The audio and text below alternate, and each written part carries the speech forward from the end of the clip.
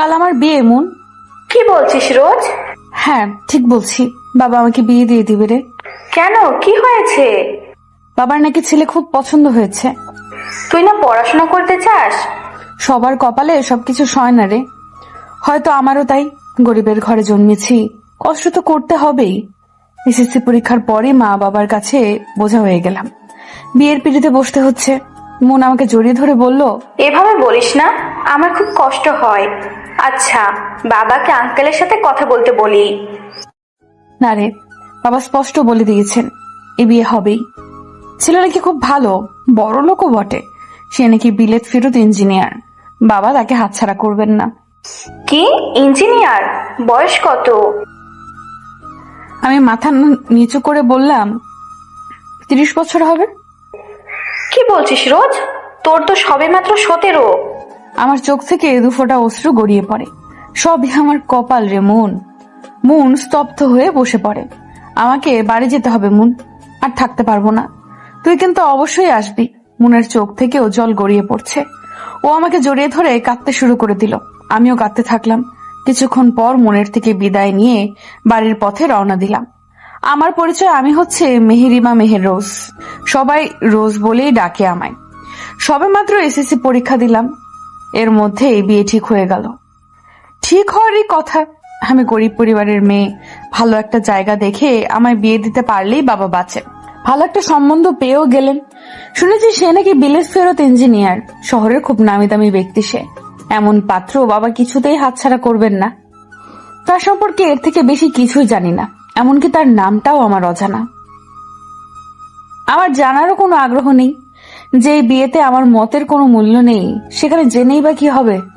আর যার সাথে কথা বলছিলাম সে হচ্ছে তাসনিমা তাইয়ুম। আমি মুন বলেই ডাকি। সে ছোটবেলার থেকেই আমাদের বন্ধুত্ব, ছোট থেকেই একসাথে বড় হয়েছি আমরা। এখন এই নতুন বন্ধনে আবদ্ধ হয়ে দূরে চলে যেতে হবে। আগের মতো হয়তো আমায় কাছে পাবে, তাই সে কাঁদছে। এতক্ষণ আমরা আমাদের স্কুলের সামনের বেলতলায় বসে বসে কথা বলছিলাম। এখন বাড়ি যেতে হবে, কাল বিয়ে। আজ আমি বাড়ি থেকে বের হয়েছি, এটা শুনলে তো আমার রক্ষে নেই। তাই তাড়াতাড়ি করে বাড়ির পথে রওনা দিই। বিকেলে পথের ধারে হাঁটছি। শরতের ছোঁয়ায় সর্বত্র কাশফুলের রাজ্য। হাতে একটা কাশফুল নিয়ে হাঁটতে হাঁটতে বাড়িতে প্রবেশ করলাম। বাড়িতে ঢুকেই দেখলাম মা সদর দরজার দিকে তাকিয়ে আছেন। আমাকে দেখে এগিয়ে আসেন। রোজ, তোর কি বুদ্ধি শুদ্ধি নাই? কালকে বিয়ে, আজকে তুই বাইরে ঘুরছস। মনের সাথে দেখা করতে গিয়েছিলাম। মা আর কিছু বললেন না। ভেতরে যা, একটু পরেই হলুদ। একটা দীর্ঘশ্বাস ফেলে ভেতরে চলে এলাম। ভেতরে যে অবাক হলাম, আমি বাদে সবাই রেডি। সবাই এত খুশি এই বিয়েতে, আমি কেন খুশি হতে পারছি না? আমার চাচাতো বোন মিম এসে বলল, চলো রোজ আপু, তোমাকে রেডি করে দিই। আমার মাও চলে এলেন। মা বললেন, দেখ রোজ, ছেলেটা খুব ভালো, এমন ছেলে লাখে একটা। তুই কোনো ঝামেলা করিস না, তোর বাবাকে তো চিনিসই। আমি শুধু বলে কাটিয়ে যাই। মনে মনে বলতে থাকি, একটা মেয়ের মতামত না জিজ্ঞেস করে বিয়ে করতে চাইছে, হে কেমন ভালো ছেলে। যাই হোক, সবাই মিলে আমাকে রেডি করে দিচ্ছে। আমি গ্রামের একটা মেয়ে, ততটা সাজগোজ আমি করি না, আর ইচ্ছেও নেই। তবুও আমাকে মুখ ভর্তি মেকআপ দিয়ে সাজিয়ে দিচ্ছে সবাই। শুনেছি আমার হবু শাশুড়ি নাকি আজ হলুদ দিতে আসবে। তার যত্নে যাতে কোনো ত্রুটি না হয় এসব বলা বলি করছে সবাই। দেখতে পেলাম বাবার চোখে মুখে বিশ্ব জয়ের উল্লাস। এতটা খুশি, আমি আর কিচ্ছু বললাম না। নীরবে সবার কথা শুনে গেলাম। আমার বাবারা 3 ভাই। আমরা সকালে এক বাড়িতেই থাকি, কিন্তু 3 ভাইয়ের জন্য 3টে ঘর। বড় চাচা আর মেঝো চাচার ঘর দুটো দেওয়াল করা, মাঝে একটা ছোটখাটো উঠান। এখানেই সব আয়োজন করা হয়েছে। সবার অনেক আনন্দ উল্লাসের মাধ্যমে হলুদের অনুষ্ঠান শেষ হলো। অনুষ্ঠানের শেষে শাশুড়ি বললেন, মারে, আমার পাগল ছেলেটাকে সামলে রাখিস, তোকে অনেক ভালোবাসে। জানিস, ওর জীবনটা অনেক বেশি কষ্টের। আমি মাথা নাড়িয়ে সম্মতি জানালাম, কিন্তু তার কথা আমি কিছুতেই বুঝতে পারলাম না। কি বলছেন উনি? রাতে না খেয়ে শুয়ে পড়লাম। সারা শরীর আমার হলুদ মাখানো। গ্রামের নিয়ম অনুযায়ী সকাল ছাড়া নাকি গোসল করতে পারবো না। প্রচুর বিরক্ত লাগছে, তবুও চোখ বুজে শুয়ে রইলাম। মন আমার হলুদ সন্ধ্যায় আসেনি, জানি না কি হয়েছে। বিয়েতে আসবে তো কিছুই ভালো লাগছে না। মন আমার এমন একজন বান্ধবী যার সাথে আমি সব কথাই শেয়ার করি, ওই একমাত্র ব্যক্তি যাকে আমি পরিবারের লোকজন থেকেও বেশি বিশ্বাস করি। আমাদের দুজনকে একসাথে দেখলে মনে হবে আমরা দুই বোন। শহর থেকে তারা সবাই চলে এসেছেন। দুটো মেয়ে এসে আমার কাছে বসেছে, একজন আমার থেকে বড় আর একজন আমার সমবয়সী। দুজনে মিলে আমায় সাজিয়ে দিচ্ছে আর কথা বলছে। জানতে পারলাম দুজনেই আমার ননদ। যাকে আমার সমবয়সী বলে মনে হয় সে আমার বরের আপন বোন। তার নাম তাসনুবা মাহমুদ মিফতা। সে নাকি 9-এ পড়ে। যাক, আমার থেকে ছোট তাহলে। আর বড়জন হচ্ছে তার ফুফাতো বোন আলিশা রহমান। সে বিবাহিত, একটা ছেলে আছে তার।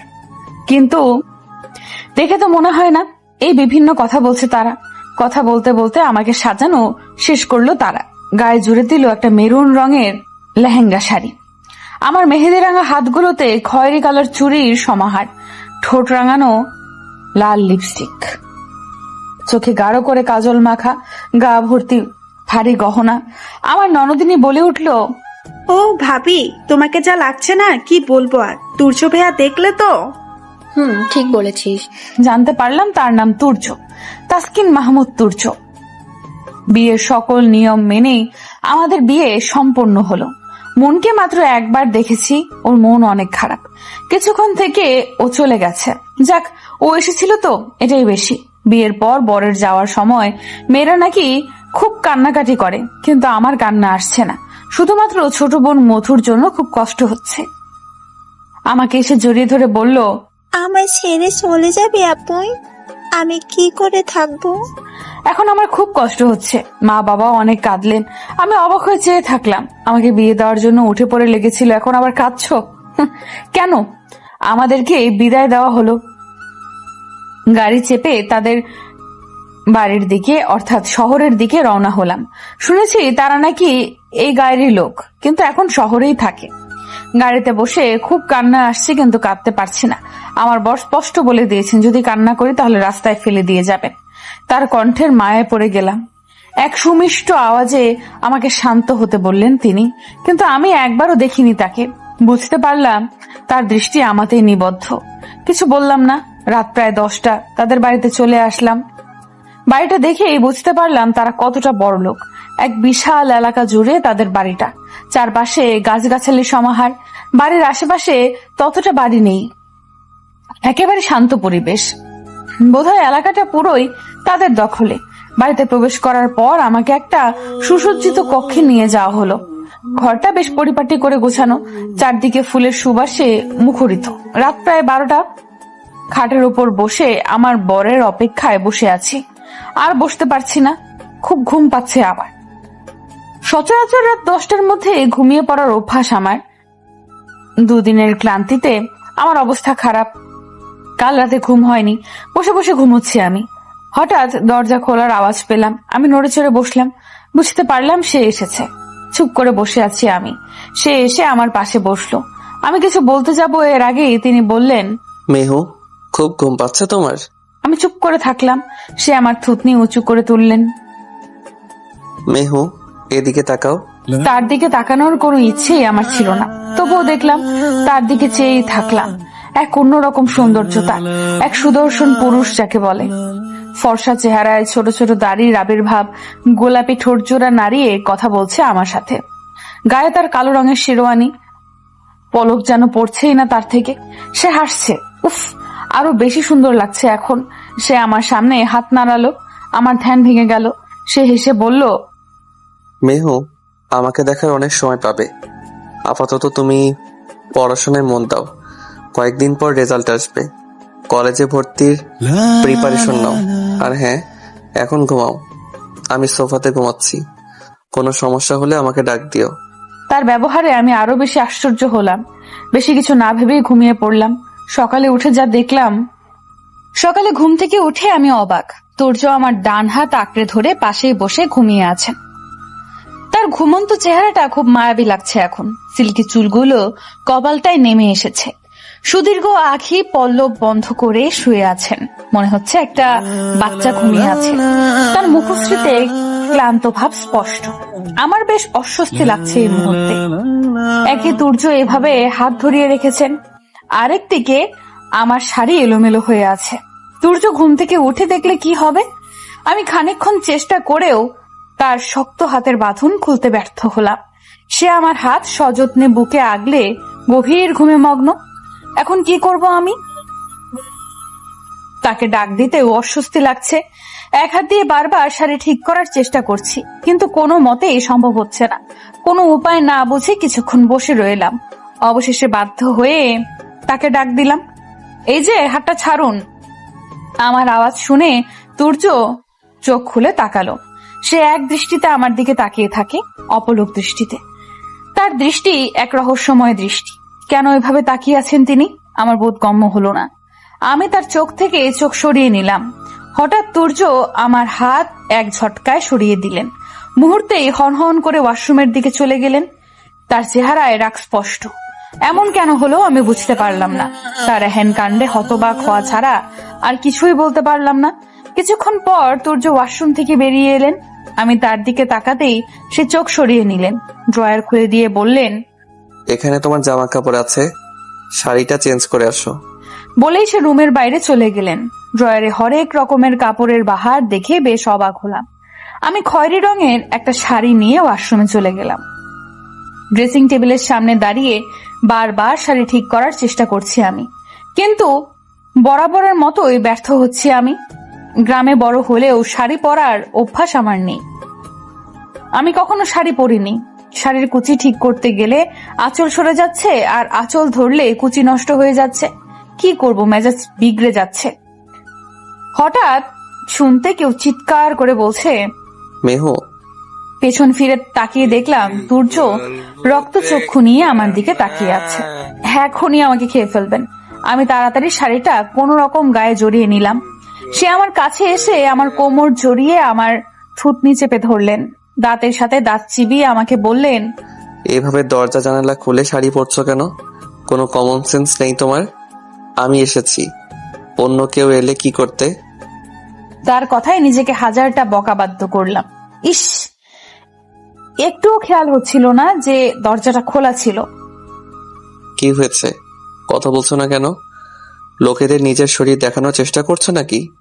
তার কথায় আমার চক্ষু বাহিরে বের হওয়ার উপক্রম। কি বলছেন উনি এসব? কাল রাতের ব্যবহারের সাথে তো এর কোনো মিল নেই। কি হয়েছে? আমি তো কিছু বলছি, অ্যান্সার মি ফার্স্ট। আমি ভয় পেয়ে গেলাম। আমতা আমতা করে বললাম, আসলে খেয়াল ছিল না দরজাটা যে খোলা, আর শাড়িটাও পরতে পারছিলাম না, তাই। কি, না পড়তে পারলে পড়তে নিয়েছো কেন? ড্রয়ারে কি শুধু শাড়ি ছিল নাকি?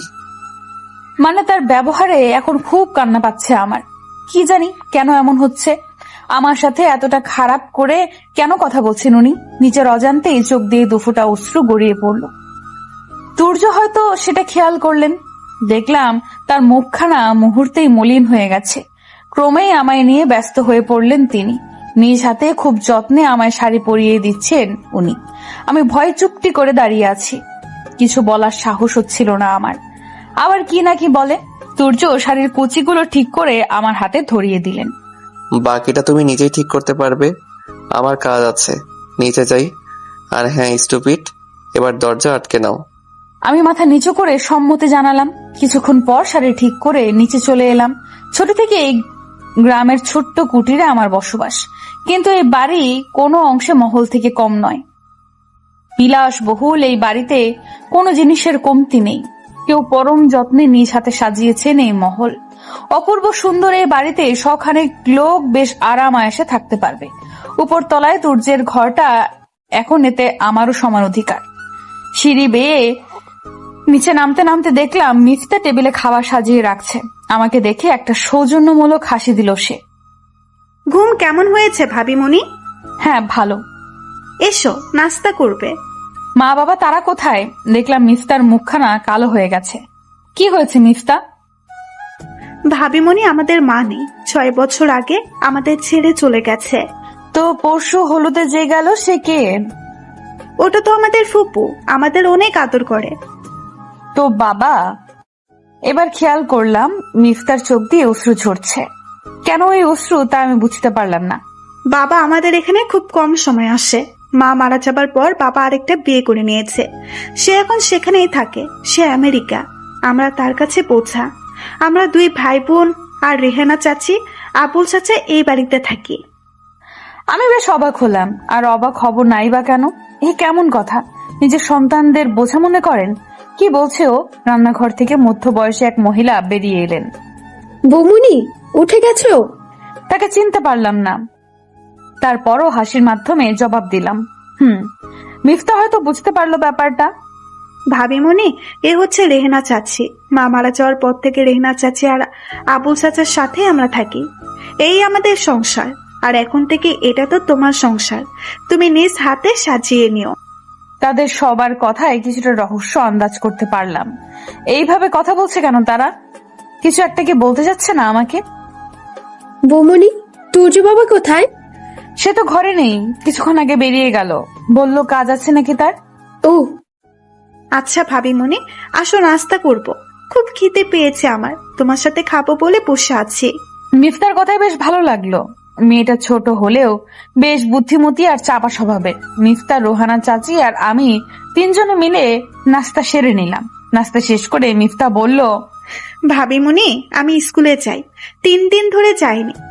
আরো বন্ধ দিলে স্যার প্রচুর পরিমাণে বকবে। আচ্ছা যাও, সাবধানে যেও, নিজের খেয়াল রেখো আর তাড়াতাড়ি বাসায় ফিরে এসো, কেমন? বুঝতে পারলাম আমার কথায় মিফতা খুব খুশি হয়েছে। তার চোখ দুটো দিয়ে আনন্দ অশ্রু প্রবাহিত হচ্ছে। সে দৌড়ে এসে আমাকে জড়িয়ে ধরলো আর বলল, ভাবিমণি, মামনি যাওয়ার পর না আমাকে কেউ এভাবে বলেনি। মিফতার কথায় নিজের মাঝেও খারাপ লাগা কাজ করছে। কি জানি কেন এমন হচ্ছে। আমি তো মাকে ছাড়া আজ এই প্রথম এই বাড়িতে থাকছি। আমি বুঝতে পারছি মা কি জিনিস। যতই হোক মা তো সে। অন্যদিকে এই মেয়েটা 6টা বছর মাকে ছাড়া থাকছে। জানি না কত কষ্ট এর মাঝে। আমি মিফতার মাথায় হাত বুলিয়ে বললাম, তুমি একা যাবে নাকি? না, আবুল চাচা দিয়ে আসবে। স্কুল বেশি একটা দূরে না। আমি দুপুরেই ফিরে আসবো, কেমন? তুমি নিজের খেয়াল রেখো। আর কিছু লাগলে ভাইয়া আর রেহেনা চাচি তো আছেই। বিকেলে দুজনে মিলে আড্ডা দিব। বুঝতে পারলাম না দুটি নয়ন এই মুহূর্তে আমাকে দেখে আনন্দ তৃপ্তে হাসছে। মিফতাকে বিদায় জানিয়ে রেহানা চাচির হাতে হাত রেখে 2-1টা কাজ করলাম আর কথা বললাম। তিনি তো আমাকে কোনো কাজই করতে দিতে চাইছিলেন না, তবু আমি করলাম। গ্রামের মেয়ে আমি, বাড়ির প্রায় সব কাজই আমি পারি। রান্না থেকে শুরু করে কাপড় কাচা, বাসন মাজা, সব কোনো কাজই আমার অজানা ছিল না। তাই আমার কোনো সমস্যা হলো না। ব্যালকনিতে দাঁড়িয়ে খোলা আকাশ পানে চেয়ে আছি আমি। এতক্ষণ খানিকটা ভালো লাগলেও এখন খুব করে কান্না পাচ্ছে। আমার মা বাবা এর কথা খুব মনে পড়ছে। তাদের থেকে দূরে আর কখনো থাকিনি আমি। মন খারাপ করে দাঁড়িয়ে আছি আমি। হঠাৎ কেউ বলে উঠল, মেহু, বয়স কম হলেও তুমি কিন্তু বড় হয়ে গেছো। পেছন ফিরে তাকালাম। তুর্য কথা বলছেন। তুর্যের দিকে অবাক দৃষ্টিতে তাকিয়ে থাকলাম। কি এমন করেছি আমি যাতে তার মনে হচ্ছে আমি বড় হয়ে গেছি? আমার দৃষ্টি প্রয়োগ করে সে মুচকি হাসছে। আমার মাথায় এসবের কিছুই ধরছে না। মেহু, তুমি এখনো ছোট, নিজের মাথায় বেশি প্রেশার নিও না। এবার আরো বেশি অবাক লাগছে। এ কেমন কথা? একবার বলছে আমি বড় হয়ে গেছি, আবার বলছে আমি ছোট। কিছুই বুঝতে পারছি না। ঠোঁট উল্টিয়ে দাঁড়িয়ে থাকলাম। তুর্য আমার ঠোঁট উল্টানো দেখে শব্দ করে হেসে বলল, আমার কথা তুমি বুঝবে না। এই পিচ্ছি, মাথায় প্রেশার দিও না, রুমে যাও। আমি কিছু না বলে রুমে চলে এলাম। রুমে এসে দেখলাম খাটের উপর একটা বক্স। বক্সটা হাতে নিয়ে দেখলাম এর উপর খুব সুন্দর করে লেখা আছে মেহপরি। বেশ অবাক হলাম, এটি কি তুর্য এনেছেন? বেশ কৌতূহল নিয়ে বক্সটা খুলে ফেললাম। আমি আশ্চর্য হলাম এর ভেতর অনেক ধরনের চকলেট। কিছু মুহূর্তে মনটা খারাপ হয়ে গেল। আমি তো চকলেট খাই না। চকলেট খেলে দাঁত প্রচুর পরিমাণে ব্যথা করে। বক্সটা খাটে রেখে দিলাম। খুশি হওনি? বক্সটা হাতে নিয়ে পেছন ফিরে তাকালাম। তুর্য, আমি চকলেট খাই না, ডাক্তার নিষেধ করেছেন। আমার দাঁতে প্রচুর ব্যথা হয়। এটা তো আমি জানি। আপনি কিভাবে জানলেন? তোমার এত জেনে লাভ নেই। এগুলো এনেছেন কেন? তুমি বলো, এগুলো কেন এনেছি? আপনি আনলেন, আমি কিভাবে জানবো? জানা লাগবে না, এগুলো রেখে দাও। কিছুই বুঝতে পারলাম না। আমি চকলেটগুলো নিয়ে ড্রয়ারে রেখে দিলাম। মেহু, জি বলেন। আর যাই করো, মিফতার সাথে কখনো খারাপ ব্যবহার করো না। ও আমার একমাত্র ছোট বোন। আমার দুনিয়া ওকে ঘিরে। হয়তো ওর জন্যই এখনো আছি। আমি না থাকলে তুমি মিফতার সাথে থাকবে তো? আমি তার কথায় আশ্চর্য হলাম। আর হব নাই বা কেন? কে বলছেন উনি? উনি কোথায় যাবেন? আপনি আবার কোথায় যাবেন? কি বলছেন এগুলো? কোথাও না, এই বললাম আর কি। ওকে নিজের বোনের মতো দেখো কেমন। বলেই তুর্য রুম থেকে বেরিয়ে গেলেন। আমি তার যাওয়ার পানে চেয়ে রইলাম। লোকটা এমন কেন? তার কথার কোনো আগাগোড়া আমার বুঝে আসে না কেন? দুপুর গড়াতেই মিফতা চলে এলো। আমি তখন ড্রয়িং রুমটা গোছাতে ব্যস্ত। রোহানা চাচি রান্না করছে, এই ফাঁকে আমিও টুকিটাকি কাজ করছি। মিফতা এসে আমাকে জড়িয়ে ধরলো। কি করছো সুইট ভাবিমণি? তুমি চলে এসেছো? স্কুল শেষ? হ্যাঁ। যাও গোসলটা সেরে নাও, খাবার খাবে। মিফতা চলে গেল। আমি ঘরটা গুছিয়ে সোফাতে গিয়ে বসলাম। মানুষটা সেই যে বের হলো, এখনো আসার কোনো নামগন্ধ নেই। কোথায় সে? এখনো আসছে না কেন?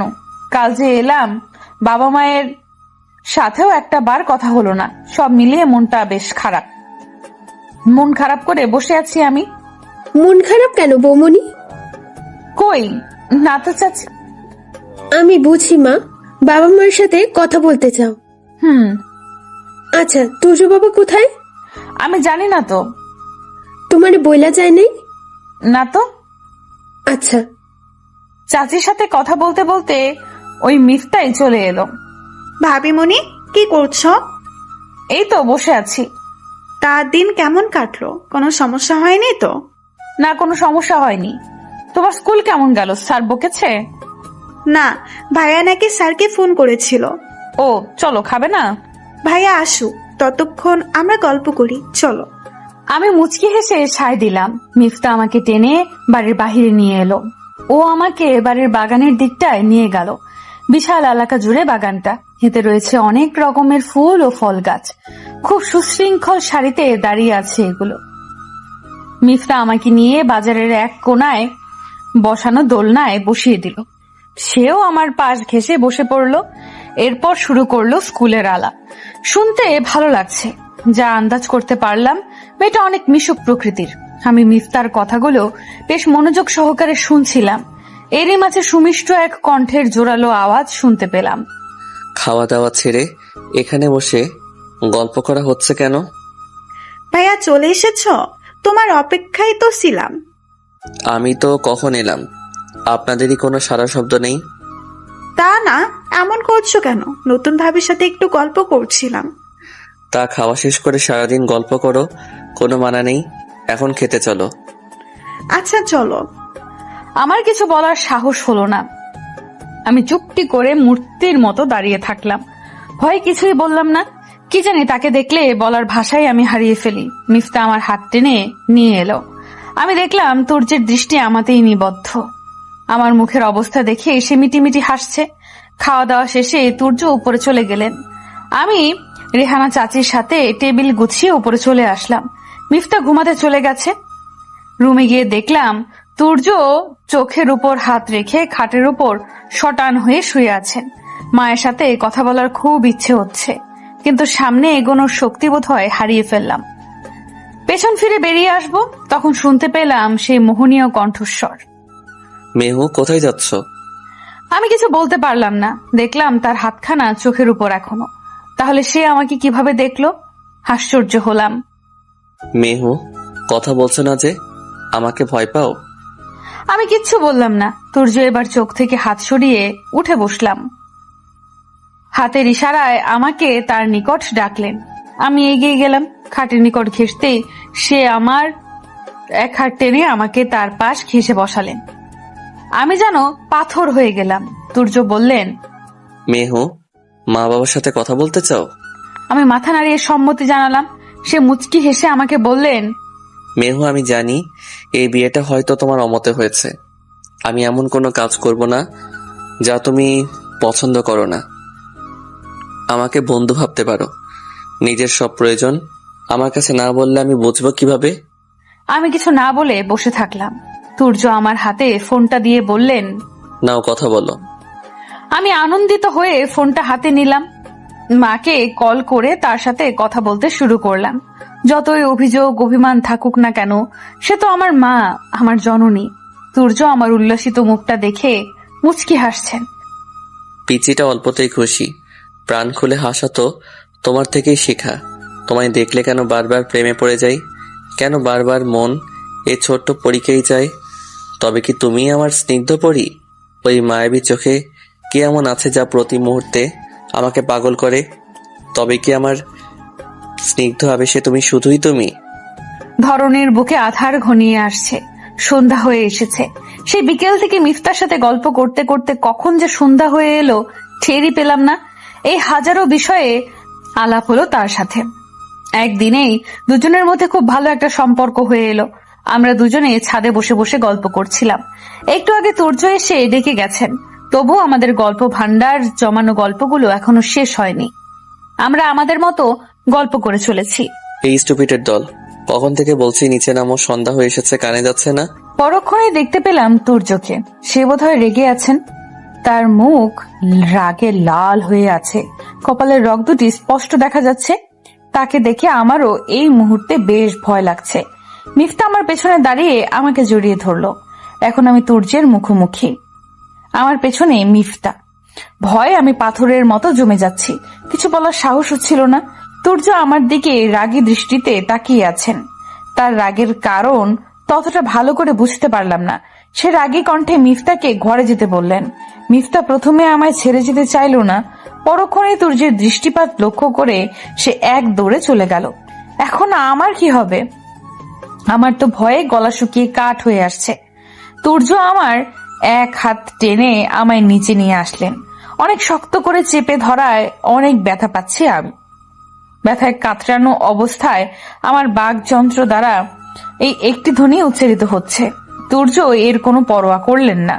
ছাদ থেকে নিয়ে এসে আমাকে খাটের উপর ধাক্কা মেরে ফেলে দিলেন। অনেকটা জোরে হওয়ায় বেশ ব্যথা পেলাম। আমাকে ফেলে দিয়ে সূর্য ড্রেসিং টেবিলের আয়নায় কয়েকটা ঘুষি দিলেন। তার হাত কেটে রক্ত প্রবাহিত হচ্ছে, তাতে তার কোনো হেলদোল নেই। সে এখনো আমার দিকে রাগী দৃষ্টিতে তাকিয়ে আছে। তার হাত দিয়ে অনেক রক্ত বের হচ্ছে। আমি আর বসে থাকতে পারলাম না, দৌড়ে তার দিকে অগ্রসর হলাম। হঠাৎ এমন করছেন কেন উনি? কি হয়েছে উনার? পাগল হয়ে গেলেন নাকি উনি? তার কাছে গিয়ে নিজের শাড়ির আঁচলটা দিয়ে তার হাতটা পেঁচিয়ে নিতে নিলেই মুহূর্তেই সে আমাকে এক ঝটকায় সরিয়ে দিলেন। আমি পরিচিত নিয়েও কোন রকম দাঁড়িয়ে রইলাম। সে এবার আমাকে দেওয়ালের দিকে ধাক্কা দিয়ে আমার গলা চেপে ধরলেন। খুব শখ না অন্যদেরকে নিজের দিকে আকর্ষণ করার? আমি আছি কেন? আমাকে ভালো লাগে না? এই তাসকিন মাহমুদ সূর্য কখনো নিজের জিনিসে অন্যের হাত পছন্দ করে না। মনে রাখবে, যেটা আমার সেটা শুধুই আমার। এই বলে সে ঘর থেকে বেরিয়ে গেলেন। আমি ঘটনার কিছুই বুঝতে পারলাম না। সেখানেই বসে কাঁদতে শুরু করলাম। কি হয়েছে, কি করেছি আমি যার জন্য আমার সাথে এই ব্যবহার? কিছুক্ষণ পর সূর্য আবার ফিরে এলেন। এসেই ড্রয়ার থেকে আমার সব শাড়িগুলো বের করে নিলেন। এরপর এগুলো নিয়ে নিচে চলে গেলেন। কিছুই বুঝতে পারলাম না। এতে এতটা পাত্তা না দিয়ে বসে বসে কাঁদতে থাকলাম। কাঁদতে কাঁদতে কখন যে চোখে ঘুম চলে এসেছে কে জানে। সেখানে বসে ঘুমিয়ে পড়লাম। ভাবিমণি, ওঠো, খাবে না? চোখ মেলে দেখলাম মিফতা। বেচারা আমার অবস্থা দেখে কেঁদেই ফেলেছে। না বলে দিলাম। মিফতা আমাকে জড়িয়ে ধরে কেঁদে দিল। ভাইয়ের সাথে রাগ করে আমার সাথে কথা বলবে না? আরে না পাগলি। ভাবিমণি, ভাইয়া অনেক বকেছে? না। তোমার গালগুলো লাল কেন? আর জিনিসপত্র ভাঙচুর করেছে কে? আর তুমি এভাবে বসে ঘুমিয়েছিলে কেন? আমি চুপ করে রইলাম। ভাবিমণি, ভাইয়া তোমার শাড়িগুলো পুড়িয়ে দিল কেন? মানে কি বলছো? পুড়িয়ে দিয়েছে? হ্যাঁ, সেই সন্ধ্যায়। আমি আর কিচ্ছু বুঝতে পারলাম না। এমন কেন করছেন উনি? এখন আরো বেশি খারাপ লাগছে। মিফতাকে কোন রকম বুঝিয়ে পাঠিয়ে দিলাম পুরনো এক বাড়িতে। ভয়ঙ্কর দৃষ্টিতে দুটো ছেলের দিকে তাকিয়ে আছে সূর্য। ছেলেগুলোকে চেয়ারের সাথে বেঁধে রাখা হয়েছে। সূর্যের দৃষ্টিপাত লক্ষ্য করে ছেলে দুটোর গলা শুকিয়ে যাচ্ছে। কি হবে কেউই বুঝতে পারছে না। এটা বুঝতে পারছে তাদের সাথে ভালো কিছু হবে না এখন। অনেকক্ষণ চুপ করে থাকার পর সূর্য গর্জে উঠল। সূর্যের গর্জনে যেন পুরো এলাকা কেঁপে উঠল। তোদের সাহস তো কম না। তোরা তাসকিন মাহমুদ তুর্যের দিকে হাত বাড়িয়েছিস, তোদের দেখে অবাক হচ্ছি। মাফ করে দেন তুর্য ভাই, আর কখনো এমন হবে না। মাফ? তুর্য অট্টহাসিতে ফেটে পড়ে, তা দেখে ছেলেগুলো কলিজা শুকিয়ে যায়। ফ্ল্যাশব্যাক, সন্ধ্যায় মেহেরাজ আর মিস্তা দুজনে মিলে ছাদে গল্প করছিল। এমন সময় বাড়িতে দুটো ছেলে এসেছিল কিছু জিনিসপত্র দেওয়ার জন্য। কথা বলার সময় হাত নাড়াতে গিয়ে মেহেরাজের পেটের থেকে শাড়ির অংশটুকু সরে যায়, এতে তার পেটের অংশটুকু উন্মুক্ত হয়ে যায়। ছেলেগুলো এটা দেখে হা হয়ে তাকিয়ে থাকে আর একে অপরকে বলতে থাকে, দোস্ত, মালটার জোস।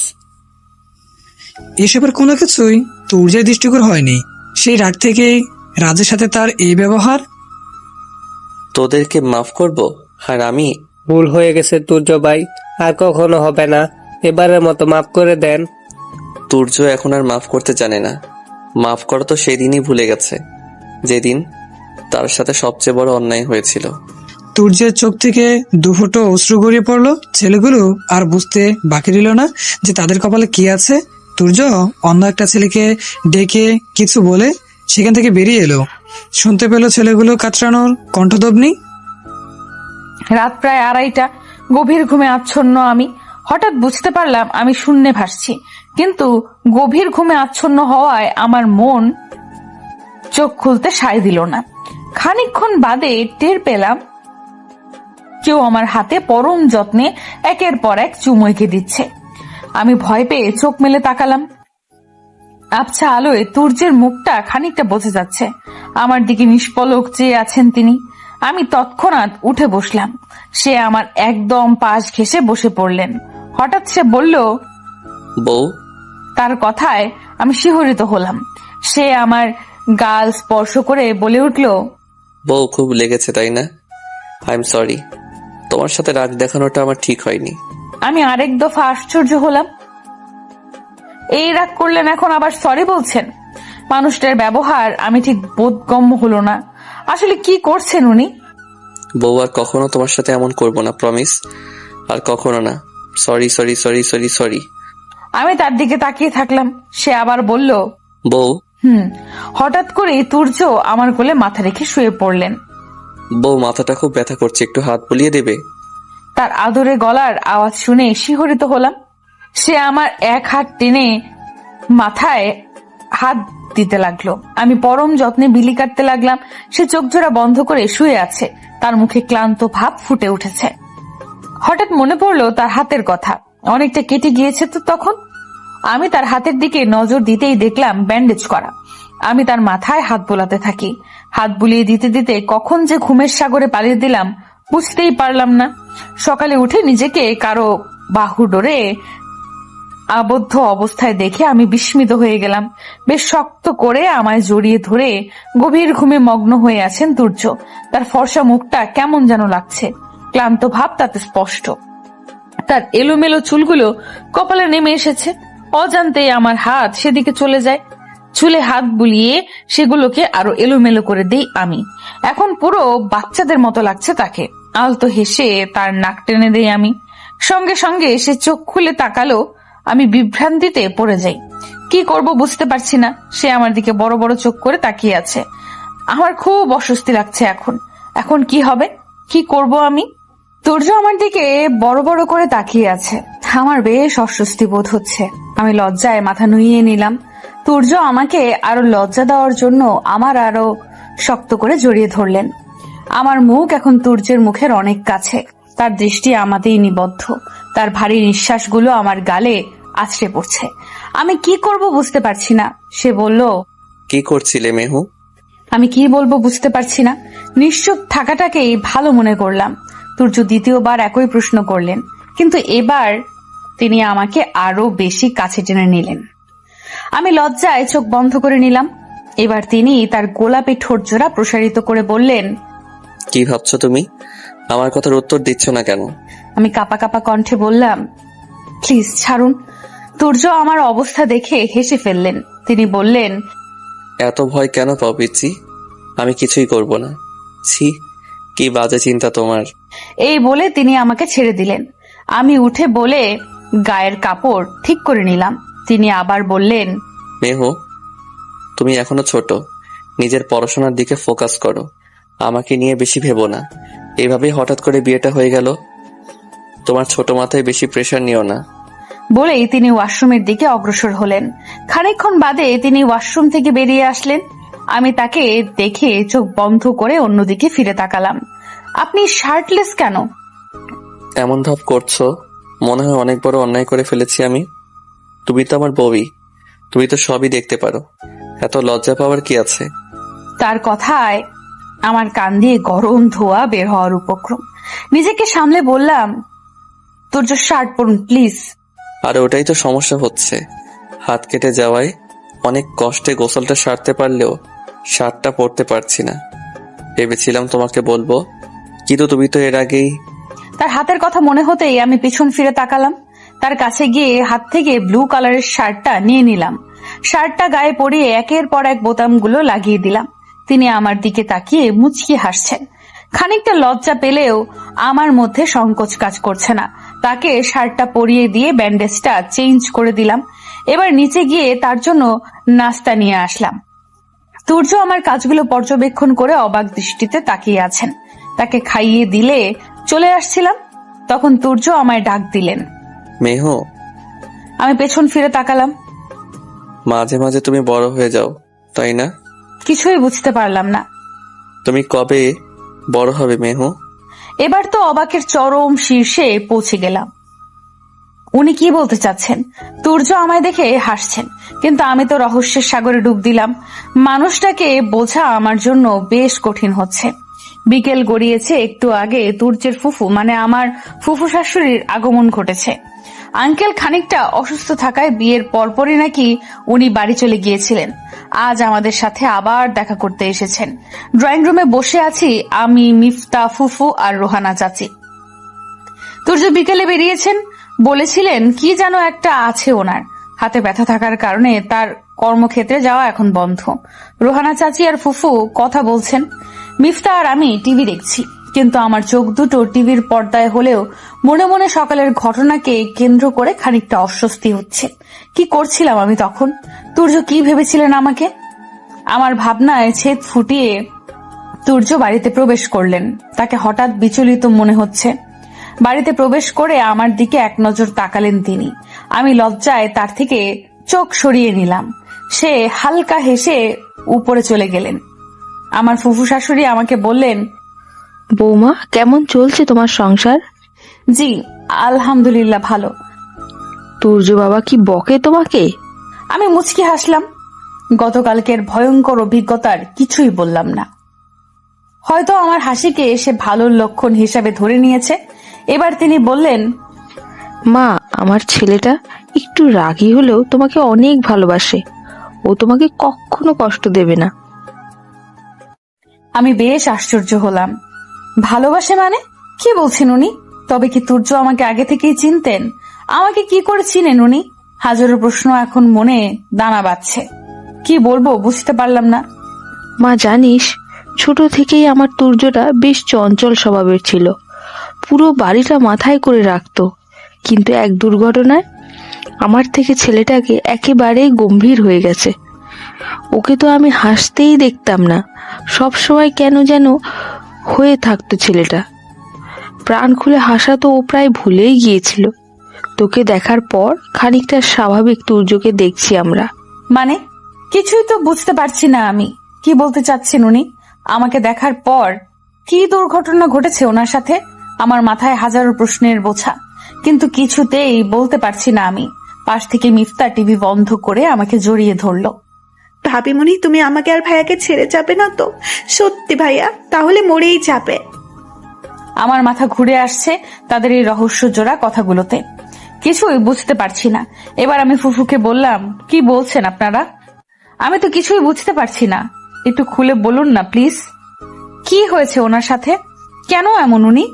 মিফতা আমার কথা শুনে আমাকে আঠার মতো জড়িয়ে ধরলো।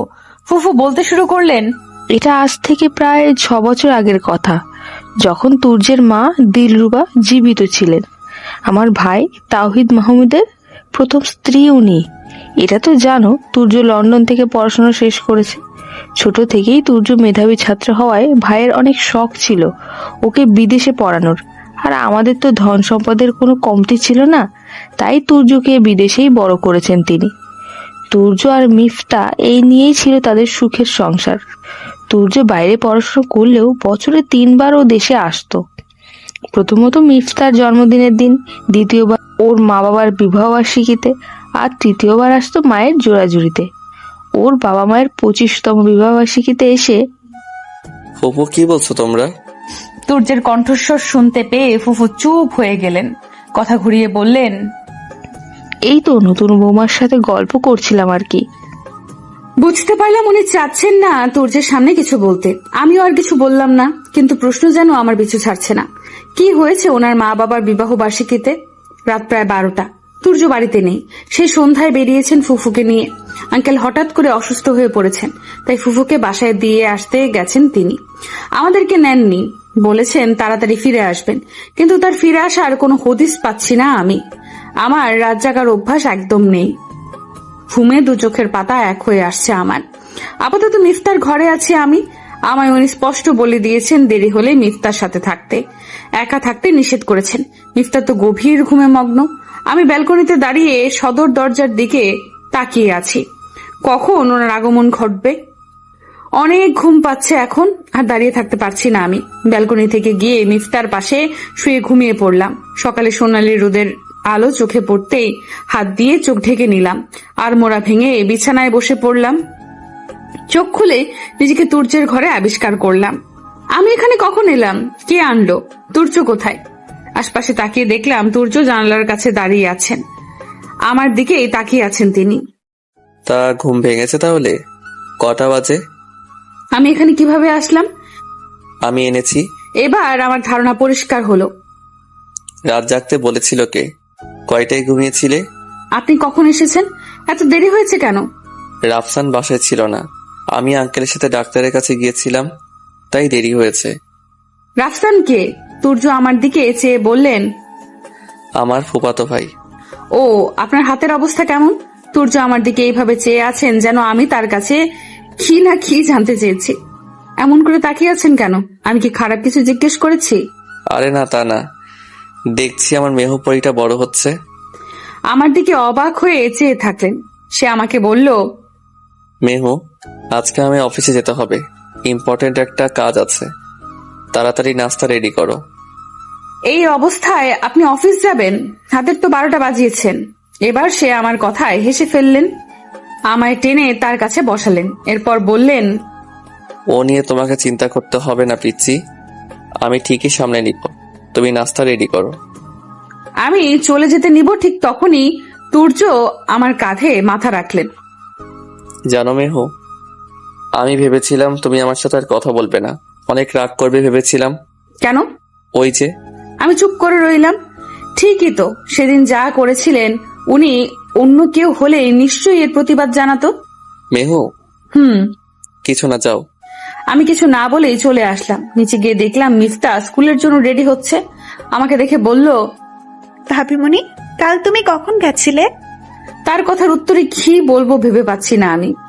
কিভাবে বলবো আমি নিজেই তো জানি না কিভাবে গেলাম। মিফতা রেডি হয়ে স্কুলে চলে গেল। আমি রেহানা চাচির সাথে হাতে হাতে নাস্তা সাজিয়ে নিচ্ছি। রোহানা চাচি আমার কাজে মুগ্ধ। আমি নিপুণ হাতের কাজ তিনি তো আশা করেননি।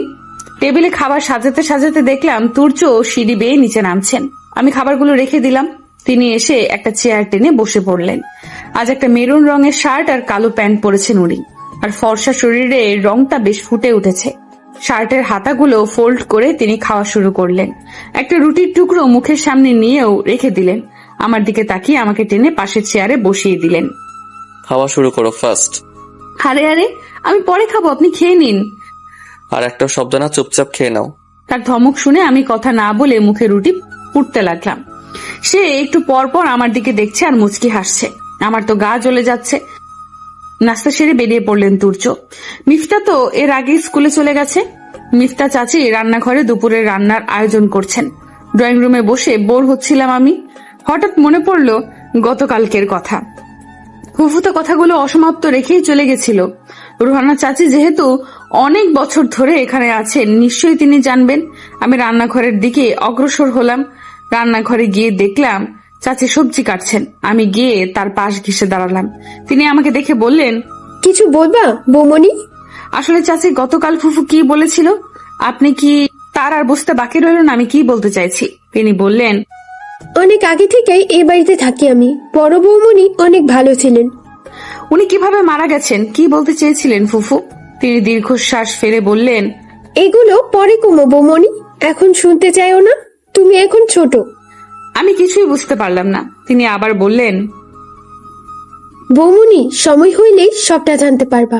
শুধু তোমারে এইটুকু বলে তুর্য বাবারে ছাইরা যাইও না, ছেলেটা অনেক ভালোবাসে তোমারে।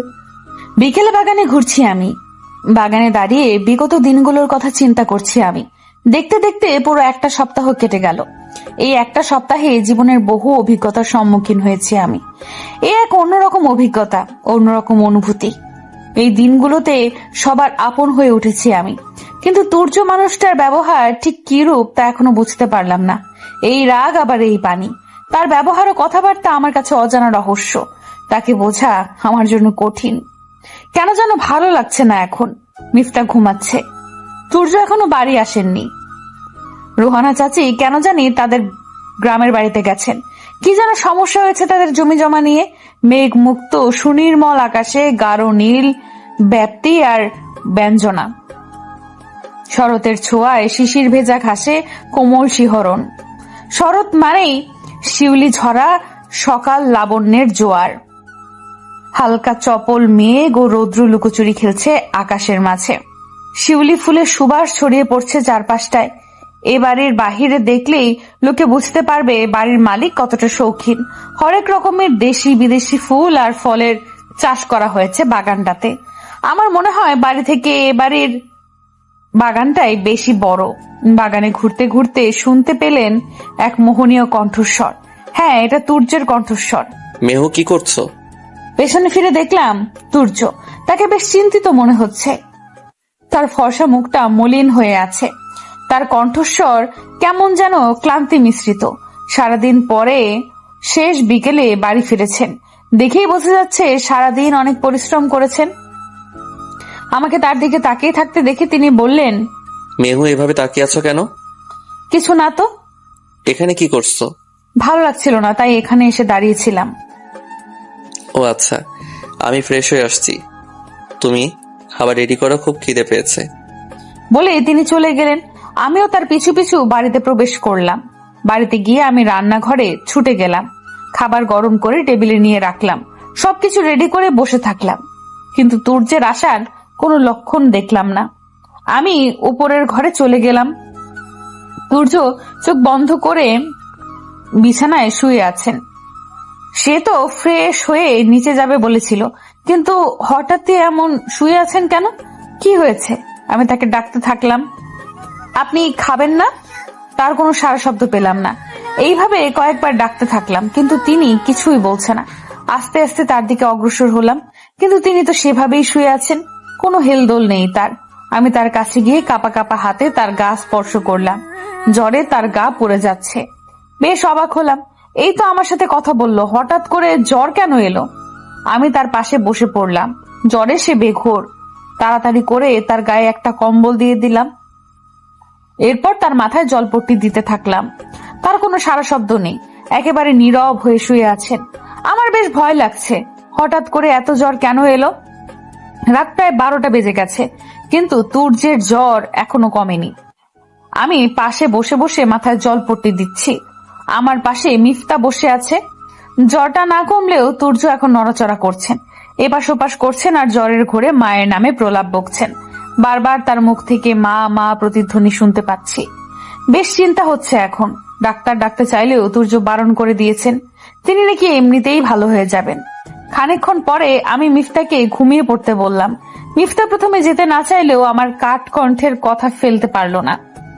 তুর্যের মাথার কাছে বসে আছি আমি। হঠাৎ তুর্য কাতর কণ্ঠে বললেন, মেহু, অনেক রাত হলো তো, ঘুমাও। আমি কিছু না বলে কাপড় ভিজিয়ে আবার তার কপালটায় দিয়ে রাখলাম। তুর্য আবার বললেন, রাত জাগলে তোমার অসুখ হবে। আমি বেশ আশ্চর্য হলাম। আজব মানুষ তো, নিজের গায়ে কেমন জ্বরের উপর আমার চিন্তায় মগ্ন। আমি বললাম, আমার কিছু হবে না, আপনি ঘুমানোর চেষ্টা করুন।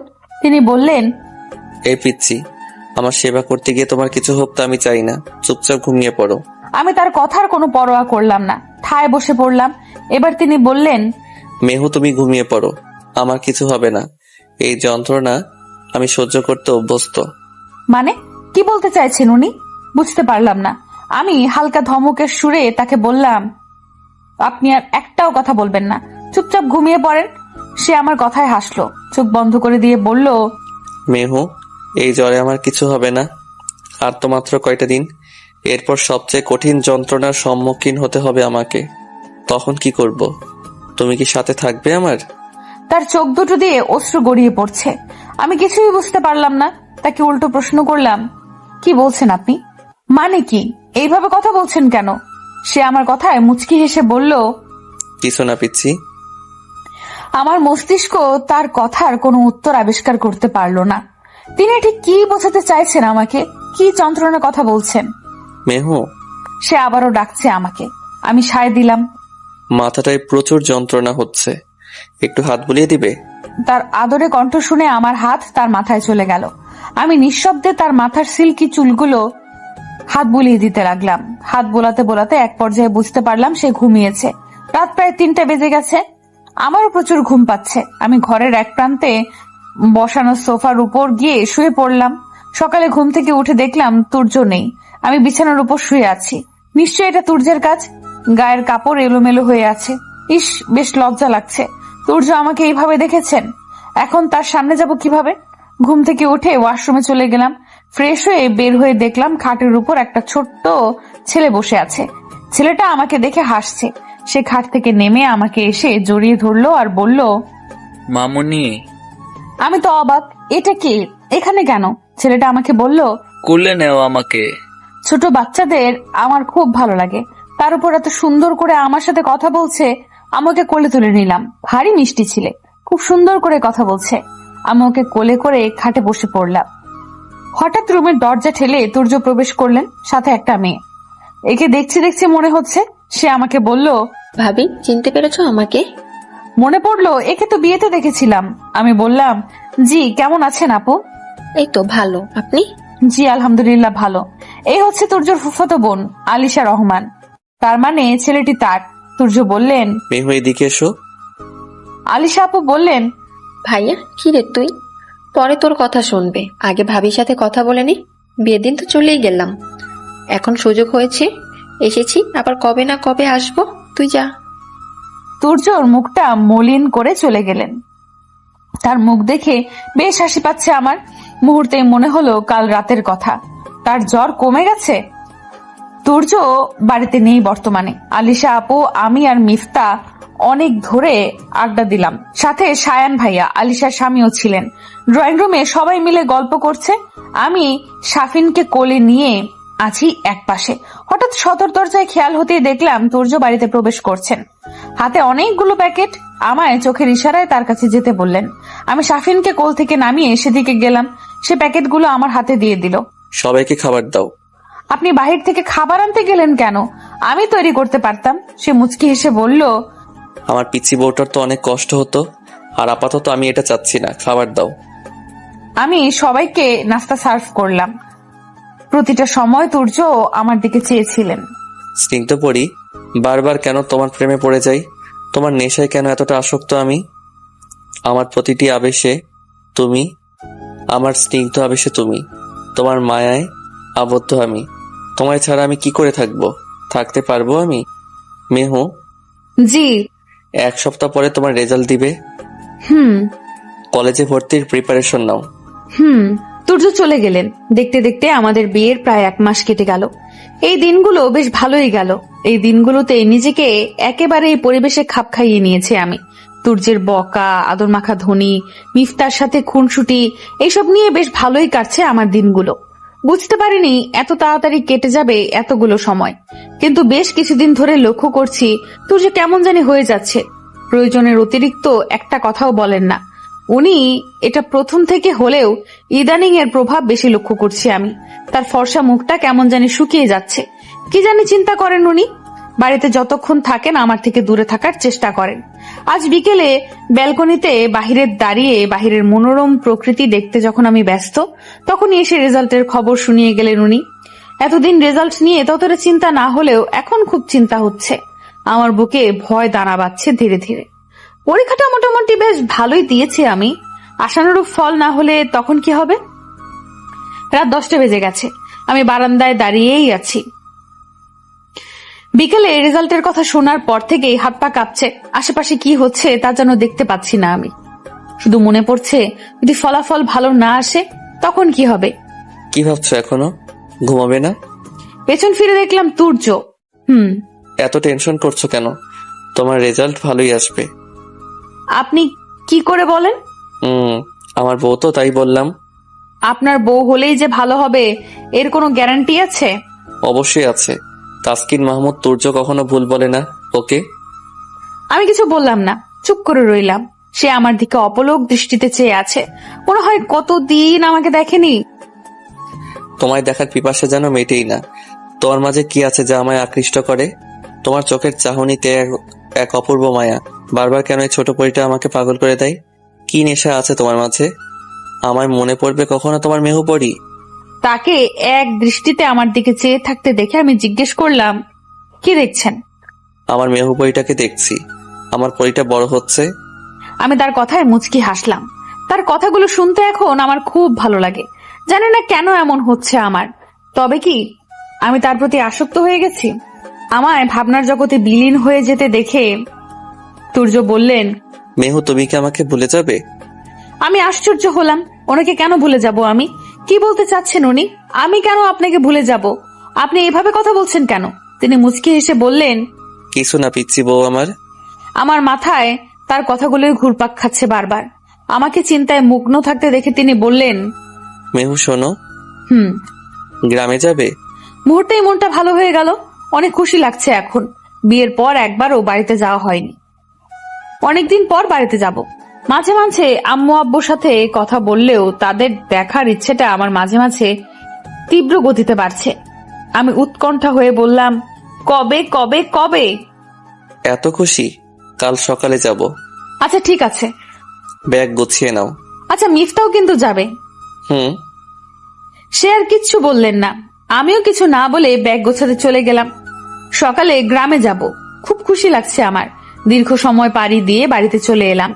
বাড়ির কাছে আসতে দেখতে পেলাম মধু বাড়ির সামনে দাঁড়িয়ে আছে। দৌড়ে গিয়ে মধুকে জড়িয়ে ধরলাম। ও আমাকে দেখে কেঁদেই দিল। আমিও কাঁদতে লাগলাম। কতদিন পরে ছোট বোনটাকে দেখছি। একে একে মা আর আমার চাচিরা ছুটে এলেন। মাকে জড়িয়ে ধরে আরেক দফা কান্নার পর্ব শেষ হলো। এবার সবার চোখ গেল জামাইয়ের উপর। দেখতে পেলাম তুর্য মুখটা বাঁকা করে আমার দিকে তাকিয়ে আছেন। সবাই জামাইয়ের সাথে কথা বলে তাকে ভেতরে আসতে বলল।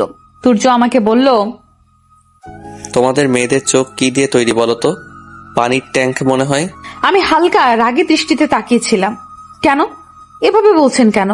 সে আমার দিকে তাকিয়ে বললেন, ছিচকাদুনে একটা। বলেই তিনি ভেতরে চলে গেলেন। আমি অবাক হয়ে তাকিয়েই রইলাম। মিফতা বলল, ভাবিমণি কেঁদো না। আমি মিফতাকে নিয়ে ভেতরে গেলাম।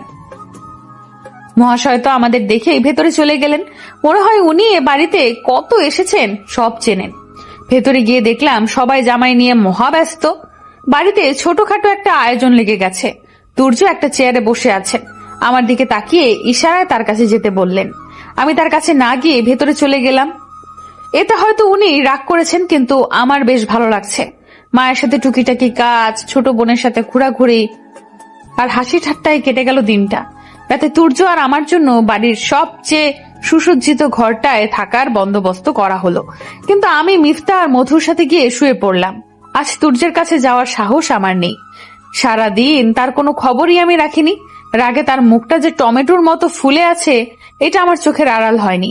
বেশ কয়েকবার আমাকে তার কাছে যেতে বলেছিলেন, কিন্তু আমার মুখ ভেঙচে অন্যদিকে চলে গেছি। এতে তো উনি বেজায় রেগে আছেন। এখন গেলে হয়তো আমাকে চিবিয়ে খাবেন। গভীর ঘুমে আচ্ছন্নরত অবস্থায় বুঝতে পারলাম আমি শূন্যে ভাসছি।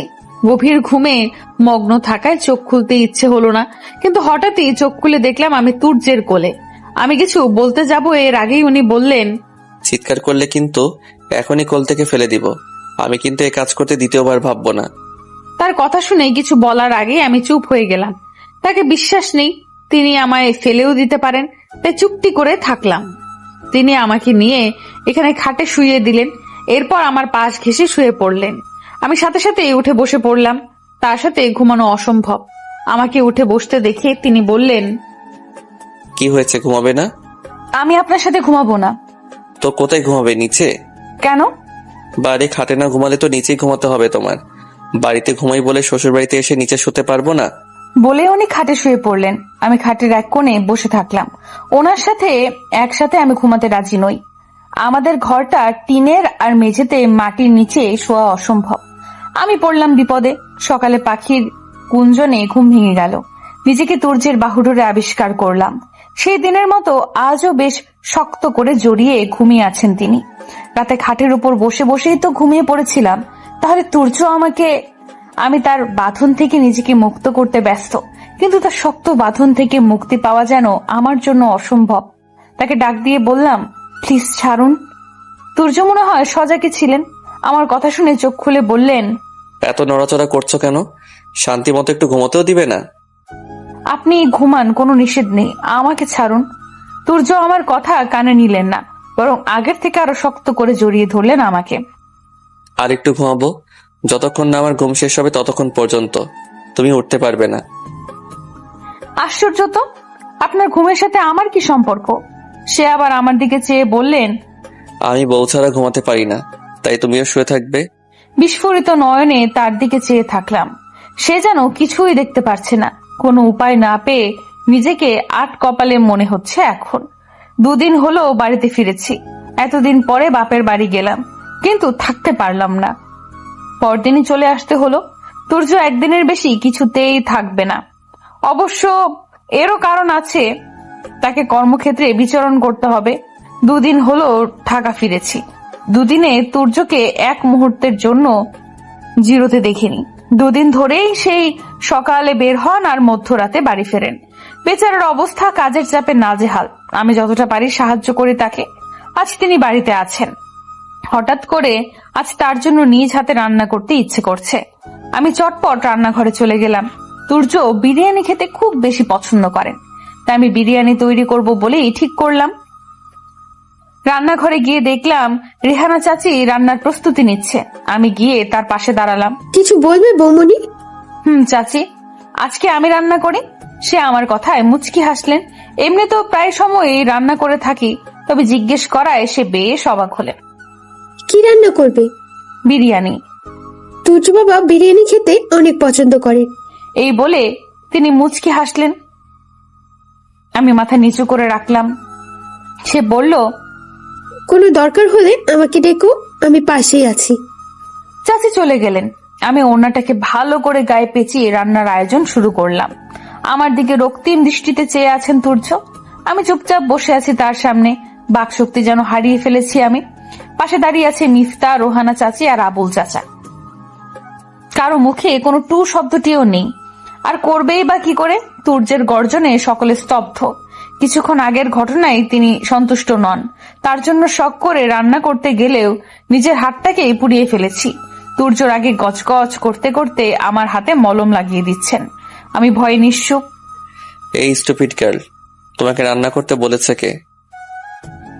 আমি মাথা নিচু করে চুপ করে রইলাম। কথা বলছো না কেন? কোন সাহসী রান্নাঘরে গেলে? আমি এবারও চুপ থাকাটাকে শ্রেষ্ঠ বলে মনে করলাম। এবার তিনি আমার মাথা উঁচু করে ধরলেন। আমি তার রাগে লাল হওয়া মুখশ্রী পর্যবেক্ষণ করে সাথে সাথেই চোখ সরিয়ে নিলাম। তোমাকে রান্না করতে বলেছে কে? উত্তর দাও। আমি ভয়ে জড়সড় হয়ে বললাম, না মানে চেষ্টা করছিলাম আর কি। আমি তো পারি, কিন্তু আজ এমন হবে বুঝতে পারিনি। বুঝতে পারোনি? যা পারো না তা করো কেন? আসলে আপনি পছন্দ করেন তাই। তাই কি?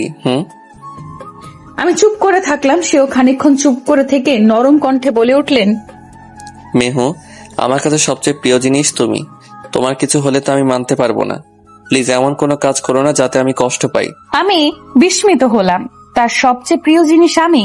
তিনি এরপর বললেন, চাচি, আজ থেকেও রান্নাঘরে যাওয়া একেবারে বন্ধ। রোহানা চাচি সায় দিলেন। এরপর তিনি আমার দিকে তাকিয়ে বললেন, আর কখনো রান্না করে দেখলে পা ভেঙে ঘরে বসিয়ে রাখবো। আমি চুপ করে থাকলাম। রাতে ঘুমের মধ্যে বুঝতে পারলাম আমার হাতের উপর কেউ পরম যত্নে চুমু খাচ্ছে। চোখ খুলে দেখলাম তুর্যকে। উনি আমার হাতের যে অংশ পুড়ে গেছে তার উপরেই আস্তে আস্তে হাত বুলিয়ে দিচ্ছে আর ছোট ছোট চুমু খাচ্ছে। আমি তার দিকে তাকিয়ে থাকলাম।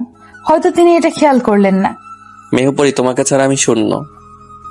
তোমাকে ছাড়া আমার অস্তিত্ব কল্পনা করা অসম্ভব। তোমাতেই আবদ্ধ আমি।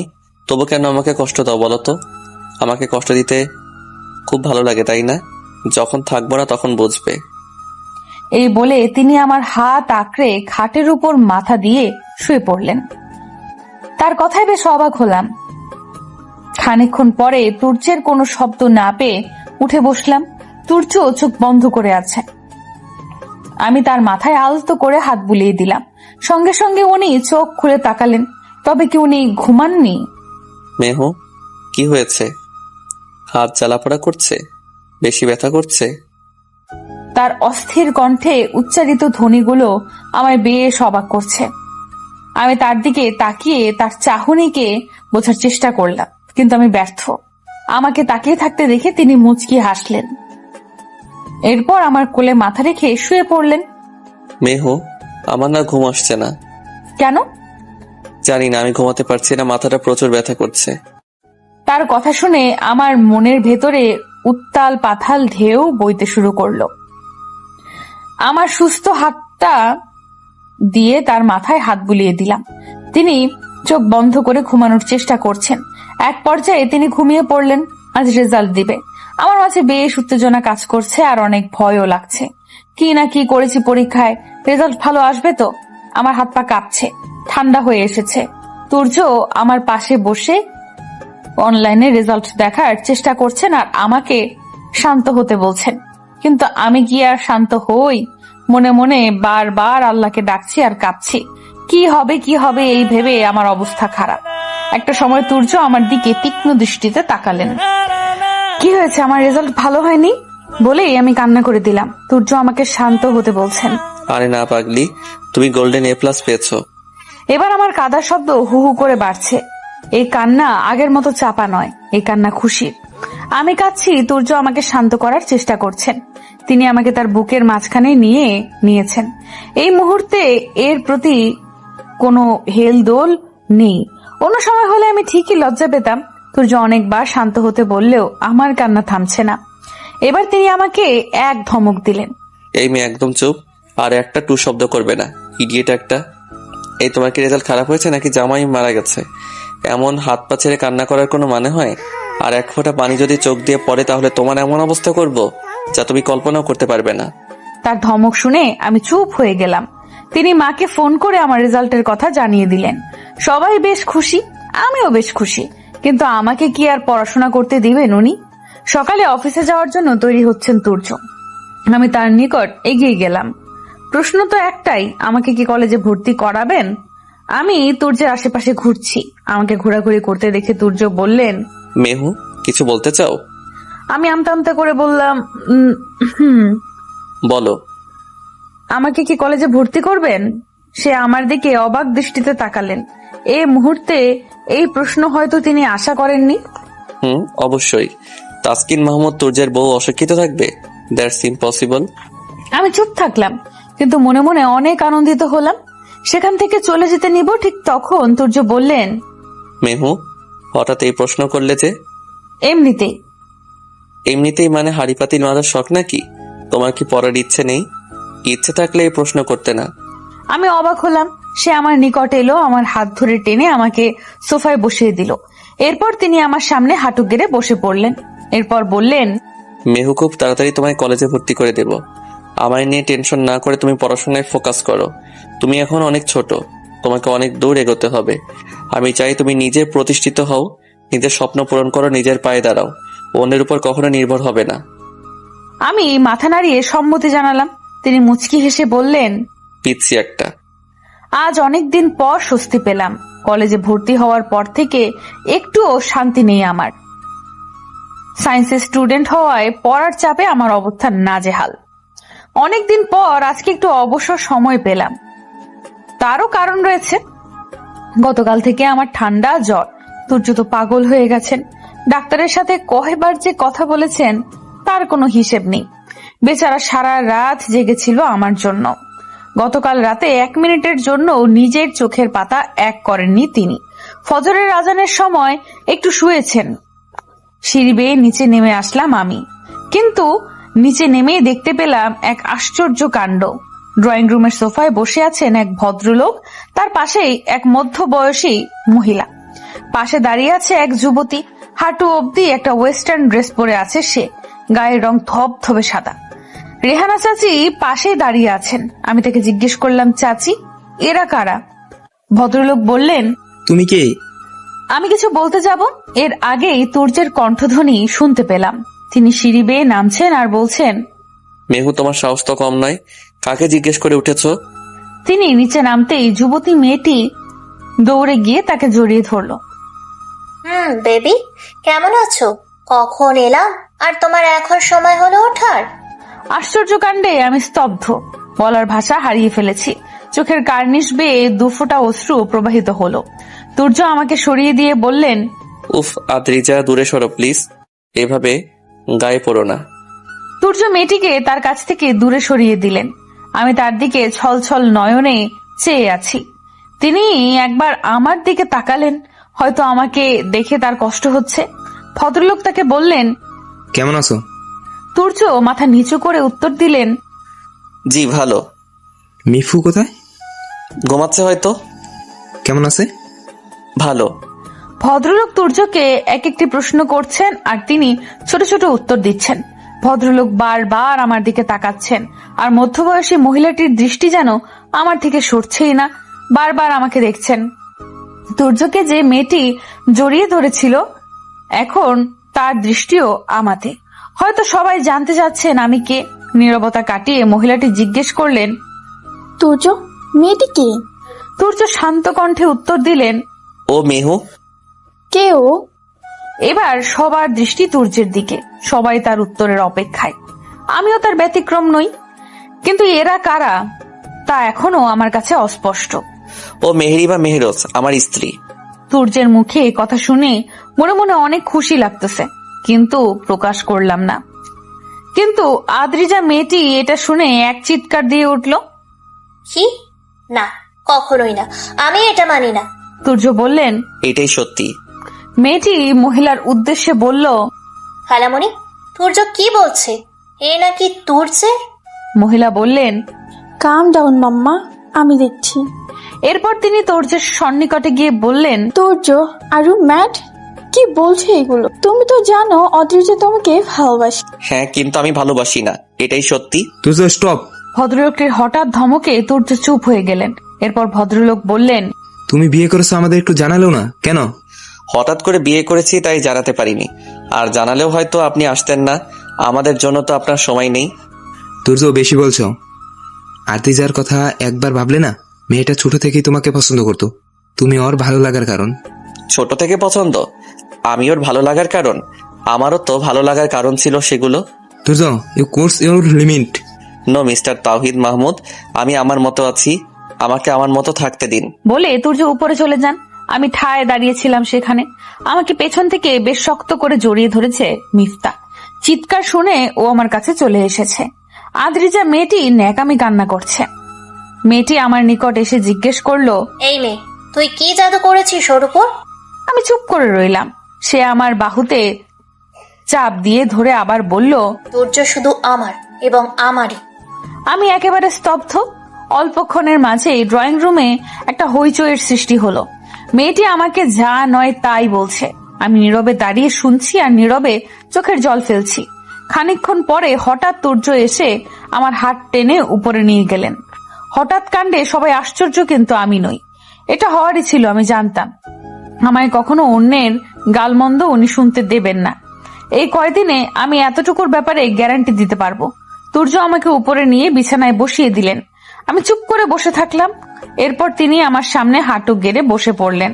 তার দৃষ্টি আমাতেই নিবদ্ধ। তিনি আমার 2 হাত আঁকড়ে ধরে চুমু খেলেন। এরপর আমার চোখ থেকে প্রবাহিত হওয়া অবাধ্য জলগুলো আপন হস্তে নিয়ে বললেন, মেহু কেঁদো না প্লিজ, তোমার কান্না আমি সহ্য করতে পারি না। তার কথা শুনে আমি হু হু করে কেঁদে ফেললাম। আমাকে শান্ত হতে বললেন। আমি আস্তে আস্তে শান্ত হয়ে গেলাম। এরপর উনি বললেন, তোমার মনে অনেক প্রশ্ন, তাই না? এরা কারা, তাই তো? ইনি আমার বাবা তাওহিদ মাহমুদ। কি? আপনার বাবা উনি? আমি কিছু বললাম না। আমায় নীরব দেখে তিনি বললেন, জানো আমার বাবা না অনেক ভালো, কিন্তু হঠাৎ কি? কিছু না, তোমার না জানলেও চলবে। বলুন না। বড় হও আগে। আমি চুপ করে রইলাম। আমার মাথায় বারবার ঘুরপাক খাচ্ছে মহিলা আর মেয়েটিকে। এক পর্যায়ে তাকে জিজ্ঞাসা করে ফেললাম, এই মহিলা আর মেয়েটিকে? দুর্জয় নীরব। তিনি কোনো উত্তর দিলেন না। আমি দ্বিতীয়বার একই প্রশ্নই করলাম। দুর্জয় এবার আমার দিকে তাকালেন। এরপর আস্তে আস্তে বললেন, উনি আমার বাবার দ্বিতীয় স্ত্রী। বুঝতে পারলাম ইনি ওনার সৎ মা, কিন্তু মেয়েটিকে তা এখনো বলেননি উনি। আবার বললাম, মেয়েটি কি আপনার কি হয়? ও আদ্রিজা, ওনার বোনের মেয়ে। আপনাকে এভাবে জড়িয়ে ধরেছিল কেন? এবার তুর্য আমার দিকে এমন দৃষ্টি স্থাপন করলেন যেন আমার এই প্রশ্নে সে অসন্তুষ্ট। আমার প্রশ্নের উত্তর না দিয়ে সে সেখান থেকে চলে গেল। আমি ঠায় বসে থাকলাম। খানিকক্ষণ পরে মিফতা আমার রুমে এলো। মিফতা রুমে প্রবেশ করে এক কোণে চুপ করে দাঁড়িয়েছিল। মেয়েটা হঠাৎ তার আগমনে বেশ ভয় পেয়েছে। কিন্তু কেন? এদেরকে ভয় পাওয়ার কি আছে? দুই ভাই বোনই চাপা স্বভাবের। কোনো প্রশ্নের উত্তর কেউ মুখে নিয়ে টু শব্দটিও করে না। মিফতা খানিকক্ষণ দাঁড়িয়ে থেকে বলল, ভাবিমণি। আমি চুপ করে থাকলাম, কোনো উত্তর দিলাম না। আমার নীরবতায় সে বোধহয় কষ্ট পেল। দেখতে পেলাম ওর চোখ দুটো দিয়ে অশ্রু গড়িয়ে পড়ছে। আরে আরে, কান্না করছো কেন? ওর কান্নার শব্দ যেন আরো বেড়ে গেল। কাঁদো কাঁদো কণ্ঠে বললেন, ভাবিমণি, তুমি কি আমাদের ছেড়ে চলে যাবে? আমি আশ্চর্য হলাম। হঠাৎ মেয়েটা কি বলছে? আমি কেন যাব? আমি যাব কেন? আদ্রি যাবো না খুব পচা। সারাক্ষণ আমাকে বকে আর ভাইয়ার পেছনে আঠার মতো লেগে থাকে। ছোট মাও আমাকে একটু আদর করে না। বলেই মিফতা কাঁদা শুরু করে দিল। বুঝতে পারলাম হয়তো অনেক চাপা কষ্ট আছে এদের মাঝে। আমি মিফতাকে জড়িয়ে ধরলাম। আমি কখনো তোমাদের ছেড়ে যাব না। মিফতা আবার বলল, জানো ভাবি, ছোট মা না সবসময় আমাদের সাথে খারাপ ব্যবহার করে আর বাবাইকে আমাদের সাথে থাকতে দেয় না। ভাইয়া কিছু বলতে গেলেই আমার উপরে এর শোধ তোলে। আমাকে সুযোগ বুঝে অনেক বকাঝকা করে। মাঝে মাঝে তো আমাকে থাপ্পড়ও দিত। মিফতার কথায় বিস্মিত হলাম। এই ছোট্ট মেয়েটার সাথে এই আচরণ? আমি নীরব থাকলাম। কিছুক্ষণ পরে শুনতে পেলাম বিকট শব্দে কেউ জিনিসপত্র ছুঁড়ে মারছে। আমি আর মিফতা নিচে চলে এলাম। এসে দেখতে পেলাম তুর্য ঘরে জিনিসপত্র ভাঙচুর করছে, কিন্তু কেন তা আমার বোধগম্য হলো না। পাশেই আদ্রিজা নামের মেয়েটা দাঁড়িয়ে। অপর প্রান্তে সিঁড়ির কাছে দাঁড়িয়ে আছে রেহানা চাচি। আমি আর মিফতা গিয়ে তার পাশে দাঁড়ালাম। আস্তে আস্তে চাচিকে জিজ্ঞেস করলাম, কি হয়েছে? তিনি বললেন, এই মাইয়াটা সবসময় তুর্যের সাথে এমন করে। তুর্য বাবা ওরে সহ্য করতে পারে না। এই মাত্র তুর্য সোফায় বসা ছিল, এই মাইয়াটা আইসা ওর কোলে বসা পড়ছে। এর লেগায় তুর্য রাইগা গেছে। সামনের দিকে দৃষ্টিপাত করে বুঝতে পারলাম আদ্রিজা ভয়ে পাথর। আমার মনে মনে বেশ আনন্দ লাগছে। চুপটি করে দাঁড়িয়ে থাকলাম। তুর্জয় ড্রয়িং রুমে যা যা ছিল প্রায় সব জিনিসেরই 12টা বাজিয়ে দিয়েছেন। আমি নীরবে তার কর্মকাণ্ড দেখছি। মিফতা আমাকে শক্ত করে জড়িয়ে ধরে আছে। মিফতা মেয়েটাকে দেখলে অনেক সময় মনে হয় বেশ সাহসী, আবার মনে হয় সে ভিতর ডিম।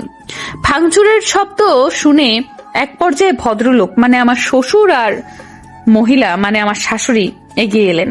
আমার শ্বশুর মশাই বললেন, কি হয়েছে তুর্য? এসব কি এমন করছো কেন? তুর্য বোধহয় তার কোনো কথাই কানে নিল না। সে তার কাজে ব্যস্ত। ভদ্রলোক আর মহিলাটিও তার কাজ পর্যবেক্ষণ করতে থাকলো। আদ্রিজা গিয়ে মহিলাটিকে জড়িয়ে ধরলো। ভাঙচুর করতে করতে এক পর্যায়ে এসে মাছের অ্যাকোয়ারিয়ামটা উপরে তুলে আছাড় মারলো। বিকট শব্দে আমি আর মিফতা দুজনে চিৎকার দিয়ে উঠলাম। হয়তো সে তা খেয়াল করলো। সে আমাদের নিকটে এগিয়ে এলো। আমার শ্বশুর আবার বললেন, তুর্য, কি করছো তুমি? আপনি বেশ ভালো করেই জানেন তাসকিন মাহমুদ তুর্য যা পছন্দ করে না তা সে কখনোই গ্রহণ করে না। কি হয়েছে সেটা তো বলবে। সেটা ওই মেয়ের থেকে জেনে নিন। মহিলাটি এগিয়ে এসে বলল, তুর্য অদ্রিজার ছোট মানুষ। ও তোমাকে ভালোবাসে। তোমাকে পাওয়ার জন্য ও এমন করেছে। তোমার উচিত ওকে মেনে নেওয়া। তার কথা শুনে আমার ভেতরটা ভেঙে যাচ্ছে, খুব করে কান্না করতে ইচ্ছে হচ্ছে। কি বলবেন তুর্য? তুর্য বললেন, ওকে গ্রহণ করা আমার পক্ষে সম্ভব না, কারণ আমি বিবাহিত, আমার ঘরে স্ত্রী আছে। আর লজ্জা করে না একটা বিবাহিত পুরুষকে এসব বলতে? এবার আদ্রিজা মেয়েটি চিৎকার করে বলল, আমি মানি না এই বিয়ে, কখনোই না। তুই শুধু আমার। তুর্য খানিকটা হেসে দিলেন। তোমার মানা না মানায় আমার কিছু আসে যায় না। আমার বিয়ে হয়ে গেছে, এখন আমার সংসার আছে, আমাকে আমার মতো ছেড়ে দাও প্লিজ। তুর্য উপরে চলে গেলেন। এবার আদ্রিজা মেয়েটি আমার দিকে তাকিয়ে আছে। তোর জন্য, শুধু তোর জন্য তুর্য আজ আমার সাথে এমন করলো। আমি চুপ করে আছি। আমার শাশুড়ি বললেন, অদ্রিজা, নিজেকে শান্ত করো, তুর্য শুধু তোমারই। আদ্রিজা মেয়েটি নিজের ঘরে চলে গেল। রেহানা চাচি আমাকে বললেন, বৌমনি, এর কথায় কষ্ট পেও না, এই সংসার কিন্তু এখন তোমার। তুর্য বাবারে ছাইরা দিও না। আমি ঠায় দাঁড়িয়ে রইলাম। আদ্রিজা আসার পর থেকে কোনো না কোনো বাহানায় তুর্যের পিছে লেগে আছে, সাথে আমারও। আমার সাথে তো তার শত্রুতা লেগেই আছে। ইদানিং একটা জিনিস লক্ষ্য করেছি, আমিও তুর্যর সামনে কেমন জানি বদলে যাই। আমার সাথে ভালো ব্যবহার, আমি তো অবাক। কি জানি কি মতলব তার। এমনকি তুর্যের সামনে আমাকে ভাবি বলেও সম্বোধন করে সে। কি মতলব তার আমি বুঝতে পারছি না। হঠাৎ করে সে বদলে গেল, কি হয়েছে? আমি তো ক্ষণে ক্ষণে তার কথায় আকাশ থেকে পড়ছি, কিন্তু এতে তুর্যের কোনো ভাবান্তর দেখলাম না। আজকে আমার ছুটি, কয়েকদিন ধরে কলেজে ঠিক মতো গেলেও পড়াশোনায় আমার মন নেই। সারাক্ষণ মাথায় একটা চিন্তায় ঘুরপাক খায়, আদ্রিজার ব্যবহার বদলে গেল কেন? কি চাচ্ছে সে?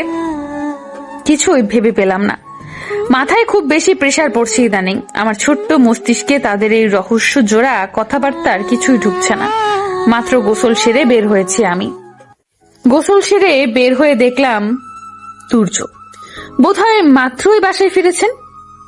আমাকে দেখে আমার দিকে এক দৃষ্টিতে চেয়ে আছেন তিনি। কিছুক্ষণ এভাবে তাকিয়ে থাকার পর আস্তে আস্তে আমার দিকে এগিয়ে আসছেন তিনি। তিনি ঠিক কি চাচ্ছেন তা আমার বোধগম্য হলো না। তিনি আমার দিকে এক নেশাতুর দৃষ্টিতে তাকিয়ে আছেন। তাকে এইভাবে এগিয়ে আসতে দেখে আমি পিছিয়ে গেলাম। এক পর্যায়ে আমি দেওয়ালের সাথে মিশে গেলাম। সে আমার একদম কাছে চলে এসেছে। আমি কাঁপছি। সে আমার তোয়ালে পেঁচানো চুলগুলো ছেড়ে দিল। আজ তোমায় খুব সুন্দর লাগছে মেহুপরি। আমি চুপ করে থাকলাম। আমি এখনো কাঁপছি। তুর্য হেসে দূরে সরে গেলেন। এত ভয় কেন তুমি? আমি নীরব থাকলাম। তুর্য বললেন, মেহু, নিজেকে শক্ত করো। আমি কিছুই বুঝলাম না। সে হেসে আবার ওয়াশরুমে চলে গেলেন। আজ ভালো লাগছে না। সে সকাল থেকে মাথাটা প্রচুর ব্যথা করছে। বিছানায় শুয়ে আছি আমি, ওঠার শক্তি আমার মাঝে নেই। বিকেল বেলা, জানালার ফাঁকে ঠান্ডা হাওয়া আসছে, বেশ ভালো লাগছে, কিন্তু উঠতে পারছি না। তুর্য তো অফিসে, সে সকালে গেছেন, এখনো আসেননি। শুয়ে শুয়ে বোর হচ্ছে আমি। হঠাৎ দরজার ক্যাচ ক্যাচ আওয়াজ শুনতে পেলাম। দরজায় তাকিয়ে দেখলাম আদ্রিজা। আমাকে দেখে হাসছে সে এসে আমার কাছে বসলো। আমি চুপ করে আছি, কিছু বললাম না তাকে। সে আমাকে নীরব দেখে বলল, মিসেস তাসকিন মাহমুদ তুর্য, কেমন আছেন? আমি আশ্চর্য হলাম। হঠাৎ কি চাচ্ছে সে? কথা বলতে ইচ্ছে করছে না, তবুও বললাম, ভালো। তো আজ যে নিচে যাচ্ছেন না, কি হয়েছে? তেমন কিছু না, মাথাটা হঠাৎ ব্যথা করছে। সে বোধহয় খুশি হলো, ন্যাকামি করে বলল, আরে অনেক কষ্ট হচ্ছে তাই না? আমি চুপ করে রইলাম। সে বলল, তোমার সাথে তো আমার হিসেবটা বরাবর হয়নি। আমি অবাক হলাম। এরপর বললাম, কি বলছেন আপনি? সে অট্ট হাসিতে ফেটে পড়ল। তুই আমার তুর্যকে নিয়েছিস, কি ভেবেছিস তুই আমি এত তাড়াতাড়ি মেনে নিব? Never ever.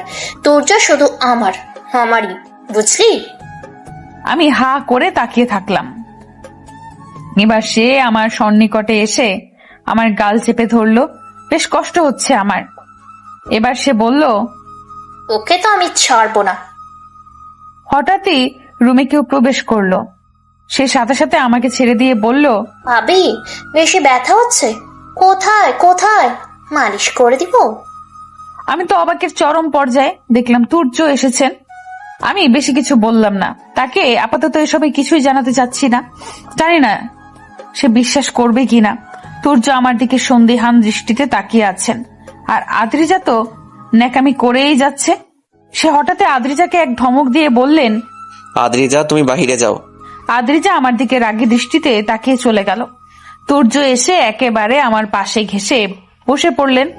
আমার মাথায় হাত বুলিয়ে দিতে দিতে বললেন, কি হয়েছে বউ? আমি বললাম, কিছু না। এবার সে আমাকে আলতো করে বসিয়ে দিলেন। আমার মাথা তার বুকের মাঝে নিয়ে নিলেন। 2 হাত দিয়ে আমাকে জড়িয়ে বুকে চেপে ধরলেন। আমি নীরব, তিনিও কিছু বলছেন না। হঠাৎ সে আমার কপালে গাঢ় এক চুম্বন এঁকে দিলেন। আমি লজ্জায় মাথা নুইয়ে নিলাম। সে তা দেখে মুচকি হাসল। মেহু, কি হয়েছে বলো না। তেমন কিছু না। এবার তিনি আমার 2 গাল আঁকড়ে ধরলেন। তার নিঃশ্বাস যেন আমার মুখে আছড়ে পড়ছে। আমার ওষ্ঠদ্বয়ের নিকটে মুখশ্রী নিয়ে এলেন। আমি লজ্জায় লাল নীল বেগুনি হয়ে যাচ্ছি। তিনি তার অধর দুটি নাড়িয়ে বললেন, কি হয়েছে বলবে নাকি আমি অন্য? সকাল থেকে মাথাটা প্রচুর ব্যথা করছে। এবার তিনি আমাকে নিয়ে ব্যস্ত হয়ে পড়লেন। ড্রয়ার থেকে মলম নিয়ে এসে আমার মাথায় লাগিয়ে দিলেন। এরপর আমার মাথায় অনবরত বিলি কাটতে থাকেন। সারাদিন পরিশ্রম শেষে সবে মাত্র বাসায় এলেন, তাও আবার আমায় নিয়ে ব্যস্ত। জামা কাপড়ও বদলাতে পারেননি। হয়েছে, আপনি যান, ফ্রেশ হয়ে আসুন, আমি খাবার দিচ্ছি বলে আমি উঠে বসতে নিলাম। কিন্তু সাথে সাথেই তিনি আমাকে একটা হ্যাচকা টান দিয়ে খাটের উপর ফেলে দিলেন। আমার কাছে এসে বললেন, একদম উঠবে না, পা ভেঙে দিব। আমি চুপ করে শুয়ে থাকলাম। কিছুক্ষণ পরে সে বলল, আমি ফ্রেশ হয়ে আসছি, তুমি কিন্তু উঠবে না। আমি শুয়ে থাকলাম। কিছুক্ষণ বাদে তাকে দেখে আমি চিৎকার করে উঠলাম। সে আমার দিকে বিস্মিত নয়নে চেয়ে আছে। আমার চিৎকার শুনে আমার কাছে এসে আমার মুখ চেপে ধরলেন। আমার দম বন্ধ হয়ে আসছে। খানিকক্ষণ বাদে আমার মুখ ছেড়ে দিয়ে বললেন, মেহু, চিৎকার দিচ্ছ কেন? আপনি এভাবে এসেছেন কেন? এবার তিনি বললেন, তো মানে এইভাবে জাস্ট একটা তোয়ালে পরে ওয়াশরুম থেকে বেরিয়ে এসেছেন, আপনার লজ্জা করে না? আমার কথায় সে বোকা বনে গেল। আমার দিকে রাগে কটকট করতে করতে বলল, তো এই জন্য এইভাবে চিৎকার করতে হয়? আপনি এইভাবে এসেছেন কেন? শার্ট প্যান্ট নিতে ভুলে গেছি তাই। তাড়াতাড়ি যান। তিনি এবার একটা শয়তানি হাসি দিয়ে বললেন, যাবো কেন? আপনি নিজের অবস্থা দেখেছেন? হ্যাঁ দেখেছি, সমস্যা কি? আমরা তো হাজব্যান্ড ওয়াইফ, আর আমাদের মাঝে লুকানোর কিছুই নাই বেবি। তার কথায় আমার কান দিয়ে গরম ধোঁয়া বের হচ্ছে। সে এবার আমার আরো কাছে এলেন। আমার হাত পা ঠান্ডা হয়ে আসছে। সে এবার আমার অধর স্পর্শ করে বললেন, তোমার মধ্যে কি নেশা আছে বলো তো বউ? আমি চুপ করে থাকলাম। হঠাৎ সে আমার অধর যুগল নিজের আয়ত্তে নিয়ে নিল। তার হঠাৎ কাণ্ডে আকাশে পৌঁছে গেলাম। আমি তাকে নিচ থেকে সরানোর প্রচেষ্টা চালিয়ে যাচ্ছি, কিন্তু ব্যর্থ। আমার মুখ থেকে শব্দ বের হচ্ছে, কিন্তু কিছুই করতে পারছি না। এক পর্যায়ে শান্ত হয়ে গেলাম। কিছুক্ষণ পরে সে আমাকে ছেড়ে দিল। আমি চুপটি করে বসে থাকলাম। লজ্জায় মাথা নিচু করে আছি আমি। সে আমায় দেখে হাসছে। আমার কানের কাছে এসে বলল, বাকি পাওনাটা রাতে উসুল করে নিব। আমি এবার কাঁপতে থাকলাম। তার কথায় আমি জমে পাথর। তুর্য আমার অবস্থা দেখে মিটিমিটি হাসছে আর বলছেন, এত লজ্জা পেলে কিভাবে হবে বউ? আমি চুপ করে রইলাম। সে আমার শার্টের বোতাম লাগাতে লাগাতে আমার পাশে এসে বলছেন, এরপর বললেন, বোতামগুলো আটকে দাও। আমি বড় বড় চোখ করে তাকিয়ে থাকলাম। সে আবার বলল, লাগাবে নাকি? আমি আর কিচ্ছু বলতে না দিয়ে বোতামগুলো লাগাতে শুরু করলাম। আমার মুখের উপর নেমে আসা অবাধ্য চুলগুলো সে কানের পেছনে গুজে দিচ্ছেন আর আমার গাল টেনে দিচ্ছেন। আমি লজ্জায় নুইয়ে যাচ্ছি। তিনি বললেন, এত লজ্জা কেন পাও বলতো? আমি তখন বাবা ডাক শুনতে যাচ্ছি। আমার মুখ লাল হয়ে গেছে তার কথায়। হঠাৎ তিনি বললেন, মেহু, ঘুরতে যাবে? আমি অবাক হলাম। বিয়ের এতগুলো দিন হয়ে গেল, আজ পর্যন্ত আমাকে নিয়ে উনি বের হননি। আমাকে কখনো বলেওনি। মিফতা বায়না করলেও সে মানা করে দিয়েছে। এমনকি কলেজেও একা যেতে দেননি। বোরকা তো আমার নিত্য সঙ্গী। তার ধারণা রাস্তায় বের হলে ছেলেরা আমাকে বাজে ইঙ্গিত করবে। আমারও কিছু বলার নেই, বাড়িতে ভালোই আছি। তার শাসনে আমার 12টা বেজেছে, কিন্তু হঠাৎ করে আমাকে ঘুরতে নিয়ে যাবেন বলছেন কেন? তিনি আমার কোলে মাথা রেখে বললেন, ও বউ, আজকে তোমাকে নিয়ে বের হতে খুব ইচ্ছে হচ্ছে। আমি চুপ করে থাকলাম। সে বলল, যাবে না? আমি কি বলবো বুঝতে পারছি না। আমি মাথা নাড়িয়ে সম্মতি জানালাম। সে মুচকি হেসে উঠে বসলো, বলল, তাড়াতাড়ি রেডি হও, ড্রয়ারে একটা কালো রঙের শাড়ি আছে, সেটা পরো আর হালকা সাজবে, কেমন? খালামণি, ওই মেয়েকে আমি ছাড়বো না। তুর্য আমার দিকে তাকায় না শুধুমাত্র ওই মেয়েটার জন্য। চুপ করে থাক মা। তুর্য তোরই হবে, সাথে এই বিশাল সম্পত্তিও। যেভাবে ওর মাকে সরিয়ে ওর বাবাকে হাত করেছি, সেভাবেও ওকেও হাত করব। তুই শুধু একটু ধৈর্য ধর। যা করো তাড়াতাড়ি করো, আমার আর ভালো লাগছে না খালামণি। সে আমায় শাড়ি পরতে বলছেন, কিন্তু আমি তো শাড়ি পরতে পারি না। ঠায় দাঁড়িয়ে আছে, আমি কি করব বুঝতে পারছি না। তুর্য আমায় বললেন, বসে আছে কেন, যাবে না? আমি ঠোঁট উল্টে বললাম, শাড়ি পরতে পারি না। সে আমার কাছে এসে বলল, এটা তো বলবে, চুপ করে বসে থাকলে হবে? আমি চুপ করে থাকলাম। সে আমার কানের কাছে এসে বললেন, এবার কি ব্লাউজ পেটিকোটও আমি পরিয়ে দিব? আমি বড় বড় চোখ করে তার পানে চেয়ে রইলাম। সে বলল, তো পরিয়ে দিব। আমি ওয়াশরুমে চলে গেলাম। ওয়াশরুম থেকে বেরিয়ে দেখলাম তুর্য খাটের উপর বসে আছেন। আমি এক পা দু পা করে সামনে এগোচ্ছি। সে আমাকে দেখে উঠে দাঁড়ালেন। আমার কাছে এসে আমার কোমর জড়িয়ে ধরে বললেন, আমার সুন্দরী বউটা। এরপর আমার গায়ে পেঁচিয়ে রাখা শাড়িটা নিয়ে আমায় পরিয়ে দিলেন, হালকা করে সাজিয়ে দিলেন আমায়। তার কাণ্ডে আমি অবাক, কি বলবো কিছুই বুঝতে পারছি না। হঠাৎ তার কি হলো, হঠাৎ এত পরিবর্তন। সূর্য আমাকে নিয়ে একটা পার্কে এলেন। সবুজ সমাহারে তার হাত ধরে হাঁটছি আমি। সে অনেক শক্ত করে আমার হাত ধরে রেখেছেন। চারপাশের দৃষ্টি আমাদের দিকে। সূর্য বললেন, মেহু, তোমাকে আজ অনেক সুন্দর লাগছে, একদম পরি আমার মেহু পরিটা। আমি চুপ করে থাকলাম। অনেকটা পথ হেঁটে একটা বেঞ্চে এসে বসলাম। সূর্য আমার হাত আঁকড়ে ধরে বললেন, মেহু, তোমাকে আমি কিছু বলতে চাই। আমি সম্মতি দিলাম, কিন্তু আশ্চর্যও বটে, কি বলতে চাচ্ছেন উনি? এরপর উনি যা বললেন হা হয়ে থাকলাম। খালামণি, তুর্য ওই মেয়েটার সাথে কেন? আমি ওকে ছাড়বো না। বলেই ঘরের জিনিসপত্র ভাঙচুর করতে শুরু করলো আদ্রিজা। একে একে ভেঙে ফেললো সব। রাইমা মাহমুদ তাকে আটকে রাখতে পারছেন না। তিনি তার কর্মকাণ্ড পর্যবেক্ষণ করে যাচ্ছেন। একসময় নিজেকে শান্ত করে সে বলল, খালামণি, তুর্য তুর্য তুর্য। রাইসা মাহমুদ বললেন, কুল ডাউন বেবি। তুর্য তোরই, আর আমি আজই সব ব্যবস্থা করব। আমি কিছু জানি না, আমি ওকে চাই। তার জন্যই তো তোমায় অনেক কিছু করতে হবে। কি করতে হবে? ওর মাকে যেভাবে সরিয়েছি সেভাবে সরাবো। মানে কিভাবে? বলছি, শোন। মেহু, তোমার হাতটা দাও। আমি তার দিকে হাতটা বাড়িয়ে দিলাম। সে আমার হাতটা শক্ত করে ধরলো। এরপর বলল, তোমার মনে অনেক প্রশ্ন, তাই না মেহু? আমি মাথা নাড়ালাম। সে আমার একদম পাশ ঘেঁষে বসে বলল, আজ তোমার সব প্রশ্নের উত্তর আমি দিব, আর কোনো জট তোমার মনে থাকবে না। আমি তার দিকে চেয়ে থাকলাম।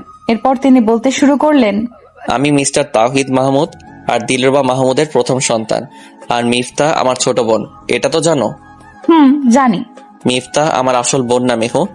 আমি খুব আশ্চর্য হলাম। কি বলছেন উনি? এসব কি বলছেন? যাকে সে নিজের থেকেও বেশি ভালোবাসে সে তার বোন না? আমি হা হয়ে তাকিয়ে থাকলাম। এরপর তিনি বললেন, বেশ অবাক হচ্ছ তাই না? আসলে অবাক হওয়ারই কথা। আজ থেকে 15 বছর আগের ঘটনা। আমার মা দিলরুবা মাহমুদ তখন গর্ভবতী ছিলেন। তিনি দ্বিতীয় সন্তানের জন্ম দিতে যাচ্ছিলেন তখন। কিন্তু হঠাৎ এক বাস দুর্ঘটনায় আমার ভাই বোন এই দুনিয়ায় আসার আগেই মারা যায়। এই ঘটনায় আমার মা হওয়ার ক্ষমতা হারিয়ে ফেলেছিলেন। কিন্তু একটা মেয়ের খুব শখ ছিল তার। আমি তার পানে চেয়ে আছি। সে একটা দীর্ঘশ্বাস ফেলে বলল, জানো, এর পরের বছর ব্যবসার সুবাদে বাবা দেশের বাহিরে ছিলেন। আমি তখন এসএসসি পরীক্ষার্থীদের একজন ছিলাম। একদিন পরীক্ষা দিয়ে আসার সময় রাস্তার এক ডাস্টবিনে এক বাচ্চা শিশুকে দেখতে পাই। আমার মা যেন খুব মায়াবতী ছিলেন। তিনি সেই ছোট্ট মেয়েটিকে নিজের সাথে আগলে নিয়েছিলেন। সেই শিশুর মায়াবী মুখটা সরাতে পারলেন না নিজের মন থেকে। আর সেই শিশুটি হচ্ছে মিফতা।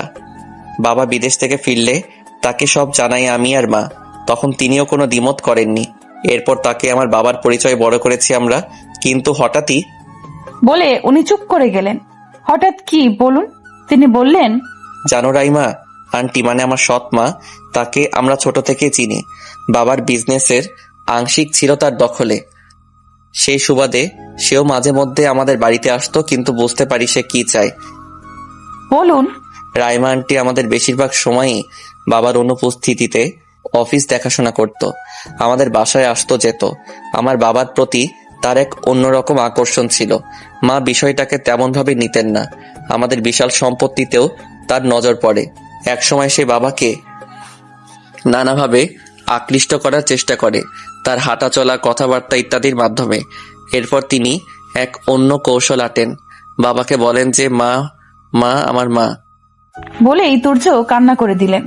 অনেক জোরে জোরে কাঁদতে লাগলেন তিনি। আমি তাকে সান্ত্বনা দিচ্ছি। এরপর তিনি বলতে শুরু করলেন, তিনি বাবাকে বললেন যে মিফতা নাকি আমার মায়ের সন্তান, সে নাকি পরপুরুষের সাথে। তুর্য আর কিচ্ছু বলতে পারল না, কান্নায় ভেঙে পড়লেন। আমার কাঁধে মাথা রেখে শুয়ে পড়লেন তিনি। এরপর বললেন, জানো, আমার মা সবকিছু সহ্য করতে পেরেছে, কিন্তু বাবার অবিশ্বাস না মা নিতে পারেনি। রাইমা আন্টির কথাই না বাবাও মাকে সন্দেহ করত, মায়ের উপর সবসময় নজর রাখত। মা বিষয়টা খেয়াল করতেন না। একসময় এই সন্দেহ তীব্র আকার ধারণ করে। বাবা মায়ের সাথে খারাপ ব্যবহার শুরু করে দেয়, তাকে অনেক গালমন্দ করে, আর রাইমা আন্টির সাথে অন্যরকম সম্পর্কে লিপ্ত হয়। মা প্রথমে বিশ্বাস করতে না চাইলেও নিজের চোখে দেখার পর আর সে থাকতে পারেনি। বলে তিনি আবার কাঁদছেন। নিজেকে শান্ত করে তিনি আবার বললেন, জানো, আমার বাবা মায়ের 25তম বিবাহ বার্ষিকীতে বাবা বলেছিলেন তিনি নাকি অফিসের কাজে ব্যস্ত, তাই আসতে পারবেন না। আর নানা ভাই আর নানুও বেশ করে তাদের ওখানে যেতে বলেছিলেন। তাই বাবাকে বলে আমি, মা আর মিফতা নানা বাড়ির উদ্দেশ্যে বেরিয়ে পড়লাম। কিন্তু কিছু দূর যাওয়ার পরই মা বলেছিলেন বাবা তাকে এবার বিবাহ বার্ষিক উপলক্ষে যে শাড়িটা কিনে দিয়েছিল সেটা আনা হয়নি, তাই গাড়ি আবার বিপরীতে আনা হয়। বাড়িতে এসে রুমে ঢুকে মা যা দেখলো তাকে নিজেকে শেয়ার বেঁধে রাখতে পারল না। রাইমা আন্টির সাথে বাবা। সে চুপ হয়ে গেল। আমি তার কথায় শিউরে উঠলাম। সেদিন জানো, মা আর বাবার মধ্যে খুব ঝগড়া হয়েছিল। মা আমাকে আর মিফতাকে নিয়ে নানা বাড়িতে রওনা দিলেন, কিন্তু পথে হঠাৎ একটা ট্রাক আমাদের দিকে হানা দেয়। আমাদেরকে বাঁচাতে গিয়ে মা। এবার আর তিনি বলতে পারলেন না। এবার তিনি কাঁদছেন, মন প্রাণ উজাড় করে কাঁদছেন। আমিও কিচ্ছু বলছি না। তার চাপা কষ্টগুলো হয়তো হালকা হবে। এতটা কষ্ট এই মানুষটার মাঝে আগে তো জানা ছিল না। এই মানুষটা আসলেই অন্যরকম। তখন তো আমি বড়ই ছিলাম, কিন্তু কি জানো, মায়ের আদরের ছিলাম, তাই বড় হলেও অনেক বিষয়কে পাত্তা দিতাম না। বাস্তবতা আমাকে অনেক কিছু শিখিয়েছে মেহু। আমি নির্বাক। সে আবার বলল, মেহু জানো, আমার মায়ের মৃত্যু সবার কাছে অ্যাক্সিডেন্ট মনে হলেও আমার কাছে ছিল রহস্য।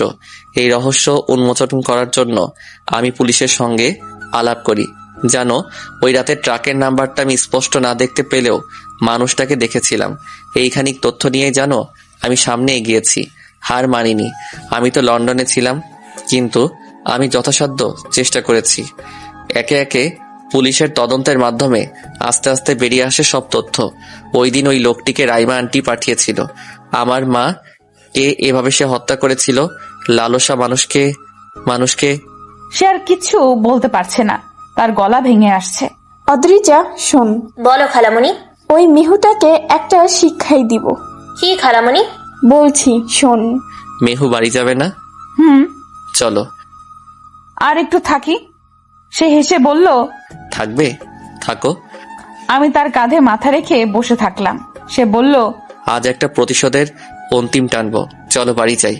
আমি কিচ্ছু বুঝতে পারলাম না। খালামণি, এবার তুর্য আমারই হবে। তুর্যকে ছাড়ুন, লকআপে কিভাবে থাকবেন তার চিন্তা করুন। হঠাৎ রাইসা মাহমুদ সামনে তাকিয়ে দেখলো পুলিশ টিম দাঁড়িয়ে আছে। আপনারা এখানে কেন? কি চাই? আপনাকে চাই মিসেস। দিলরুবা মাহমুদকে হত্যা করার অপরাধে আপনাকে গ্রেফতার করা হলো। কি কি বলছেন আপনি? আমি ঠিকই বলছি। রাইসা মাহমুদ চিৎকার দিয়ে তাওহিদ আর মামুনকে ডাকলো। তাওহিদ মাহমুদ পুলিশ দেখে আসলেন। কি হয়েছে, আপনারা কেন? আমরা রাইমা তালুকদার ওরফে রাইমা মাহমুদকে গ্রেফতারের পরোয়ানা পেয়ে এসেছি। মানে কি বলছেন আপনি? আপনি জানেন কার সামনে দাঁড়িয়ে কথা বলছেন? জানি মিস্টার মাহমুদ, আমরা আপনাকে বিস্তারিত বলছি। সবকিছু শুনে তিনি বাকরুদ্ধ। রাইমা চুপ করে দাঁড়িয়ে আছে। তাওহিদ মাহমুদ গিয়ে তার গালে ঠাস করে চড় বসিয়ে দিলেন। তুই এতটা খারাপ? তোর জন্য আমি আমার সোনার সংসার দুলিশাত করে দিয়েছি। আমি আমার দিলরুবাকে হারিয়েছি। দিলরুবার নাম আপনার মতো মানুষের মুখে উচ্চারণ যোগ্য নয় মিস্টার তাওহিদ মাহমুদ। তুর্য। আমার মা তো একটা খারাপ মহিলা, তাই না মিস্টার মাহমুদ? তুর্য বাবা, বলে তিনি কাঁদতে থাকলেন। তুর্য তার নিকটে গিয়ে বললেন, আমার মাকে তুমি তো ভালোবাসতে, তবে এমন কেন করলে? তোমাদের না লাভ ম্যারেজ ছিল? একটু বিশ্বাস করতে না তাকে? কেন বাবা? তাহিদ মাহমুদের কাছে আজ কোনো জবাব নেই, তিনি কাঁদছেন। সাথে তুর্যও। পুলিশ রাইমাকে নিয়ে গেল। আদ্রিজাও চলে গেল এক অজানা পাড়িতে। সে বিদেশে পাড়ি দিল। তাহিদ মাহমুদ নিজের কাছে আজ লজ্জিত। ছেলের কাছে হাজারবার ক্ষমা চেয়েছে সে। তুর্য সবটা মেনে নিতে না পারলেও স্বাভাবিকই আছে। রাত 1টা বেজে গেছে, তিনি এখনো বাড়ি ফেরেননি।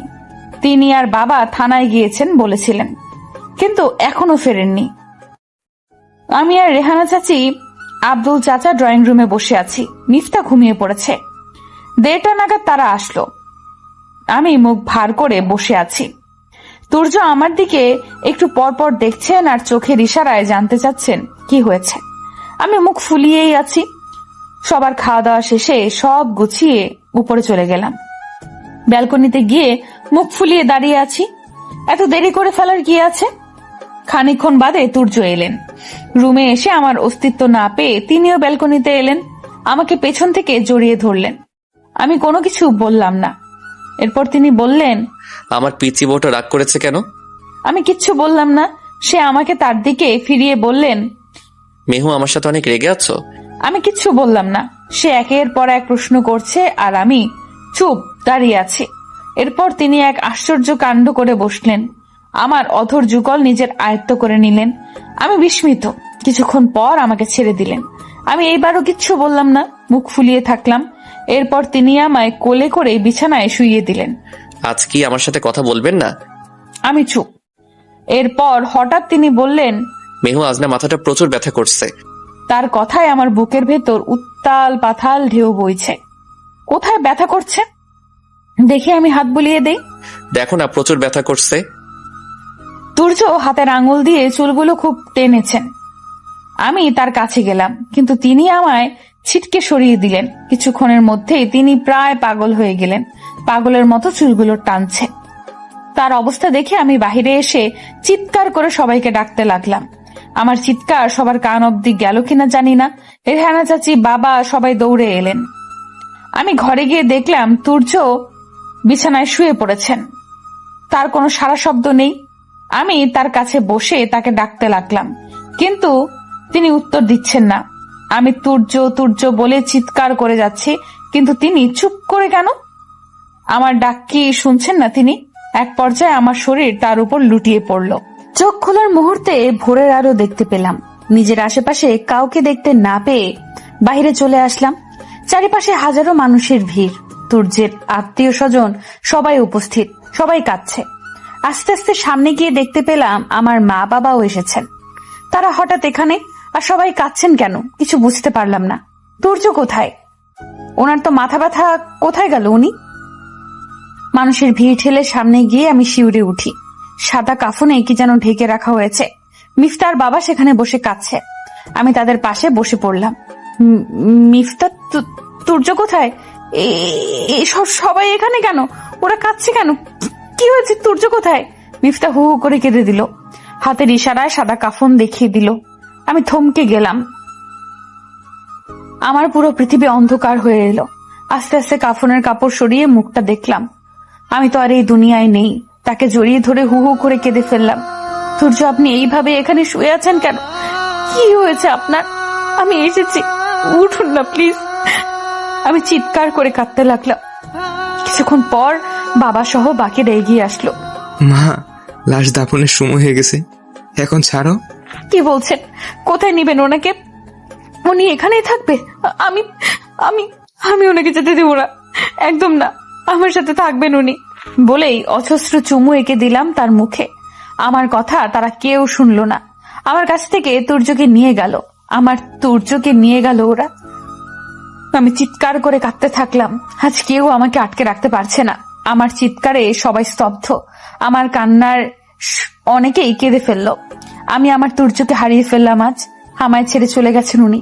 কাঁদতে কাঁদতে একসময় জ্ঞান হারিয়ে ফেললাম আমি। 4 দিন পর আমার জ্ঞান ফিরল। আমার চোখের সামনে ভেসে ওঠে তার স্মৃতিগুলো। কেন ছেড়ে গেলেন আমাকে? আপনাকে ছাড়া ভালো নেই আমি। আমি তো আপনার সাথেই খুশি। আমাকে একা করে গেলেন কেন? বলেই ঘরের জিনিসপত্র ছুঁড়ে মারলো মেহু। একের পর এক জিনিস ভাঙছে সে। তুর্যের স্মৃতি তাকে ঘিরে ধরেছে। আলমারি থেকে তুর্য একটা শার্ট বুকে নিয়ে অজরে কাঁদছে সে। হঠাৎ করেই চোখ গেল সেই চকচকে প্যাকেটটার উপর। মেরাজ গিয়ে প্যাকেটটা হাতে নিল, সেটা নিয়ে আবার কাঁদতে লাগলো। হঠাৎ সেটা মেঝেতে ছুঁড়ে মারলো। দেয়ালদার সাথে মাথা ঠেকে কাঁদতে থাকে সে।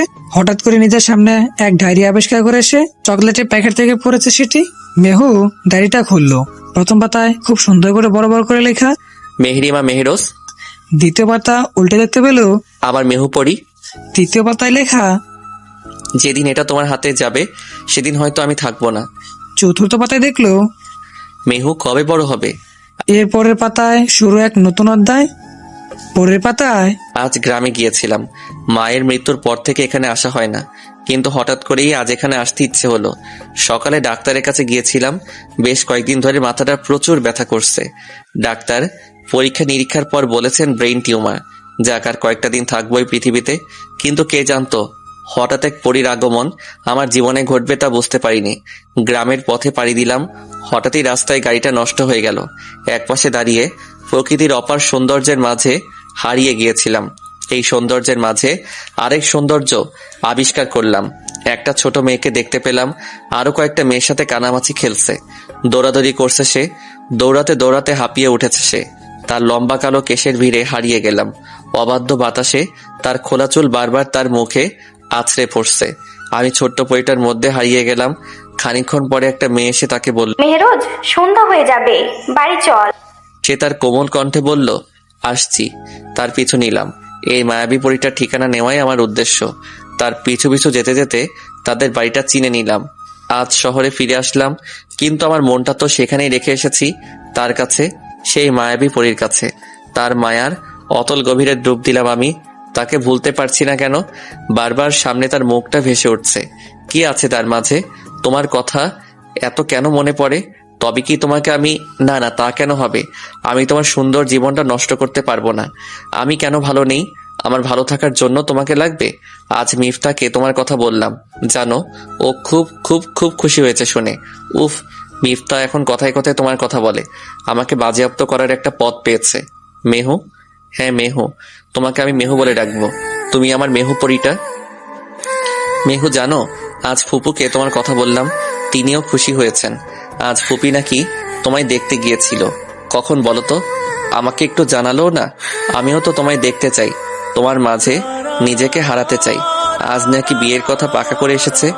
অবশেষে তোমায় নিজের করে পাবো। তুমি আমার হবে মেহু পরী, একান্তই আমার। না না, তোমার জীবনটা আমি নষ্ট করতে পারবো না। আমি তো আর মাত্র কিছুদিন থাকবো। এরপর তোমার কি হবে? নিজেকে কেন মানাতে পারছি না আমি? কি হয়েছে আমার? তোমাকে আমার চাই মেহু। তোমার কোনো কষ্ট হোক তা আমি চাই না। তুমি যা চাইবে তাই হবে। আজ তোমায় নিজের করে পেলাম, আমার, শুধুমাত্র আমারই। আজ তুমি আমার অর্ধাঙ্গিনী, আমার স্ত্রী। ভালোবাসি মেহু পরী, অনেক ভালোবাসি তোমায়। তোমার জীবনটা আমি নষ্ট করে দিলাম, তাই না? আজ তোমার গায়ে হাত তুলেছি আমি। তোমাকে আমি মেরেছি। বলো তো কেন এত রাগ আমার? আমি তো তোমার সাথে রাগ দেখাতে চাই না মেহু। মেহু, আমি না থাকলে তখন কি করবে তুমি? আমাকে মনে পড়বে তোমার? আমার স্মৃতি তোমার মনের পাতায় থাকবে? বউ, ও বউ, তোমাকে না খুব সুন্দর লাগে শাড়িতে। কিন্তু ওই দিন জানো, খুব রাগ হচ্ছিল, তাই শাড়িগুলো পুড়িয়ে দিয়েছি। রাগ করো না মেহু। আমি না থাকলে তোমার কি হবে? অন্য কাউকে বিয়ে করে নিও তুমি। কিন্তু আমি কিভাবে থাকবো? তোমাকে ছাড়া থাকতে পারবো? আমার আমার মেহু অন্য কারো হবে, তা কি করে সহ্য করব আমি? আমি অন্য কাউকে সহ্য করতে পারবো না তোমার সাথে। আমি যে মরেও... শেষ পাতা। ভালোবাসি মেহু পরী, খুব বেশি ভালোবাসি, নিজের থেকেও বেশি। আমার অন্তর্মহলে তুমি, শুধুই তুমি। একবার আমাকে বলবে তুমিও আমাকে ভালোবাসো? খুব শুনতে ইচ্ছে হচ্ছে। আজ কোনো বাদাম আছে না মেহুর? চিৎকার করে কাঁদছে আবার। দূরে চলে গেল তুর্যের কবরটার দিকে। আমাকে ছেড়ে কেন চলে গেলেন? আপনি অনেক স্বার্থপর। আমি তো ভালো নেই আপনাকে ছাড়া। আমি ভালো নেই। ভালোবাসি আপনাকে তুর্য, আমি অনেক বেশি ভালোবাসি আপনাকে। পৃথিবীতে সব ভালোবাসারই সমাপ্তি আছে। হয়তোবা কারোটা কষ্ট, কারোটা সুখ, তবে সব ভালোবাসারই যেমন সমাপ্তি আছে। তবে এই ভালোবাসাটা না হয় অসমাপ্তই থাক। অনুগ্রহ করে ভুল ত্রুটিগুলো ক্ষমা দৃষ্টিতে দেখবেন। আজ সবার মন্তব্য চাই। গঠনমূলক মন্তব্য করবেন। আর দেখা হচ্ছে নতুন ভিডিওতে। সেই পর্যন্ত সবাই ভালো থাকো, সুস্থ থাকো, আমাদের প্রিয় স্বপ্ন চ্যানেলের সাথেই থাকো।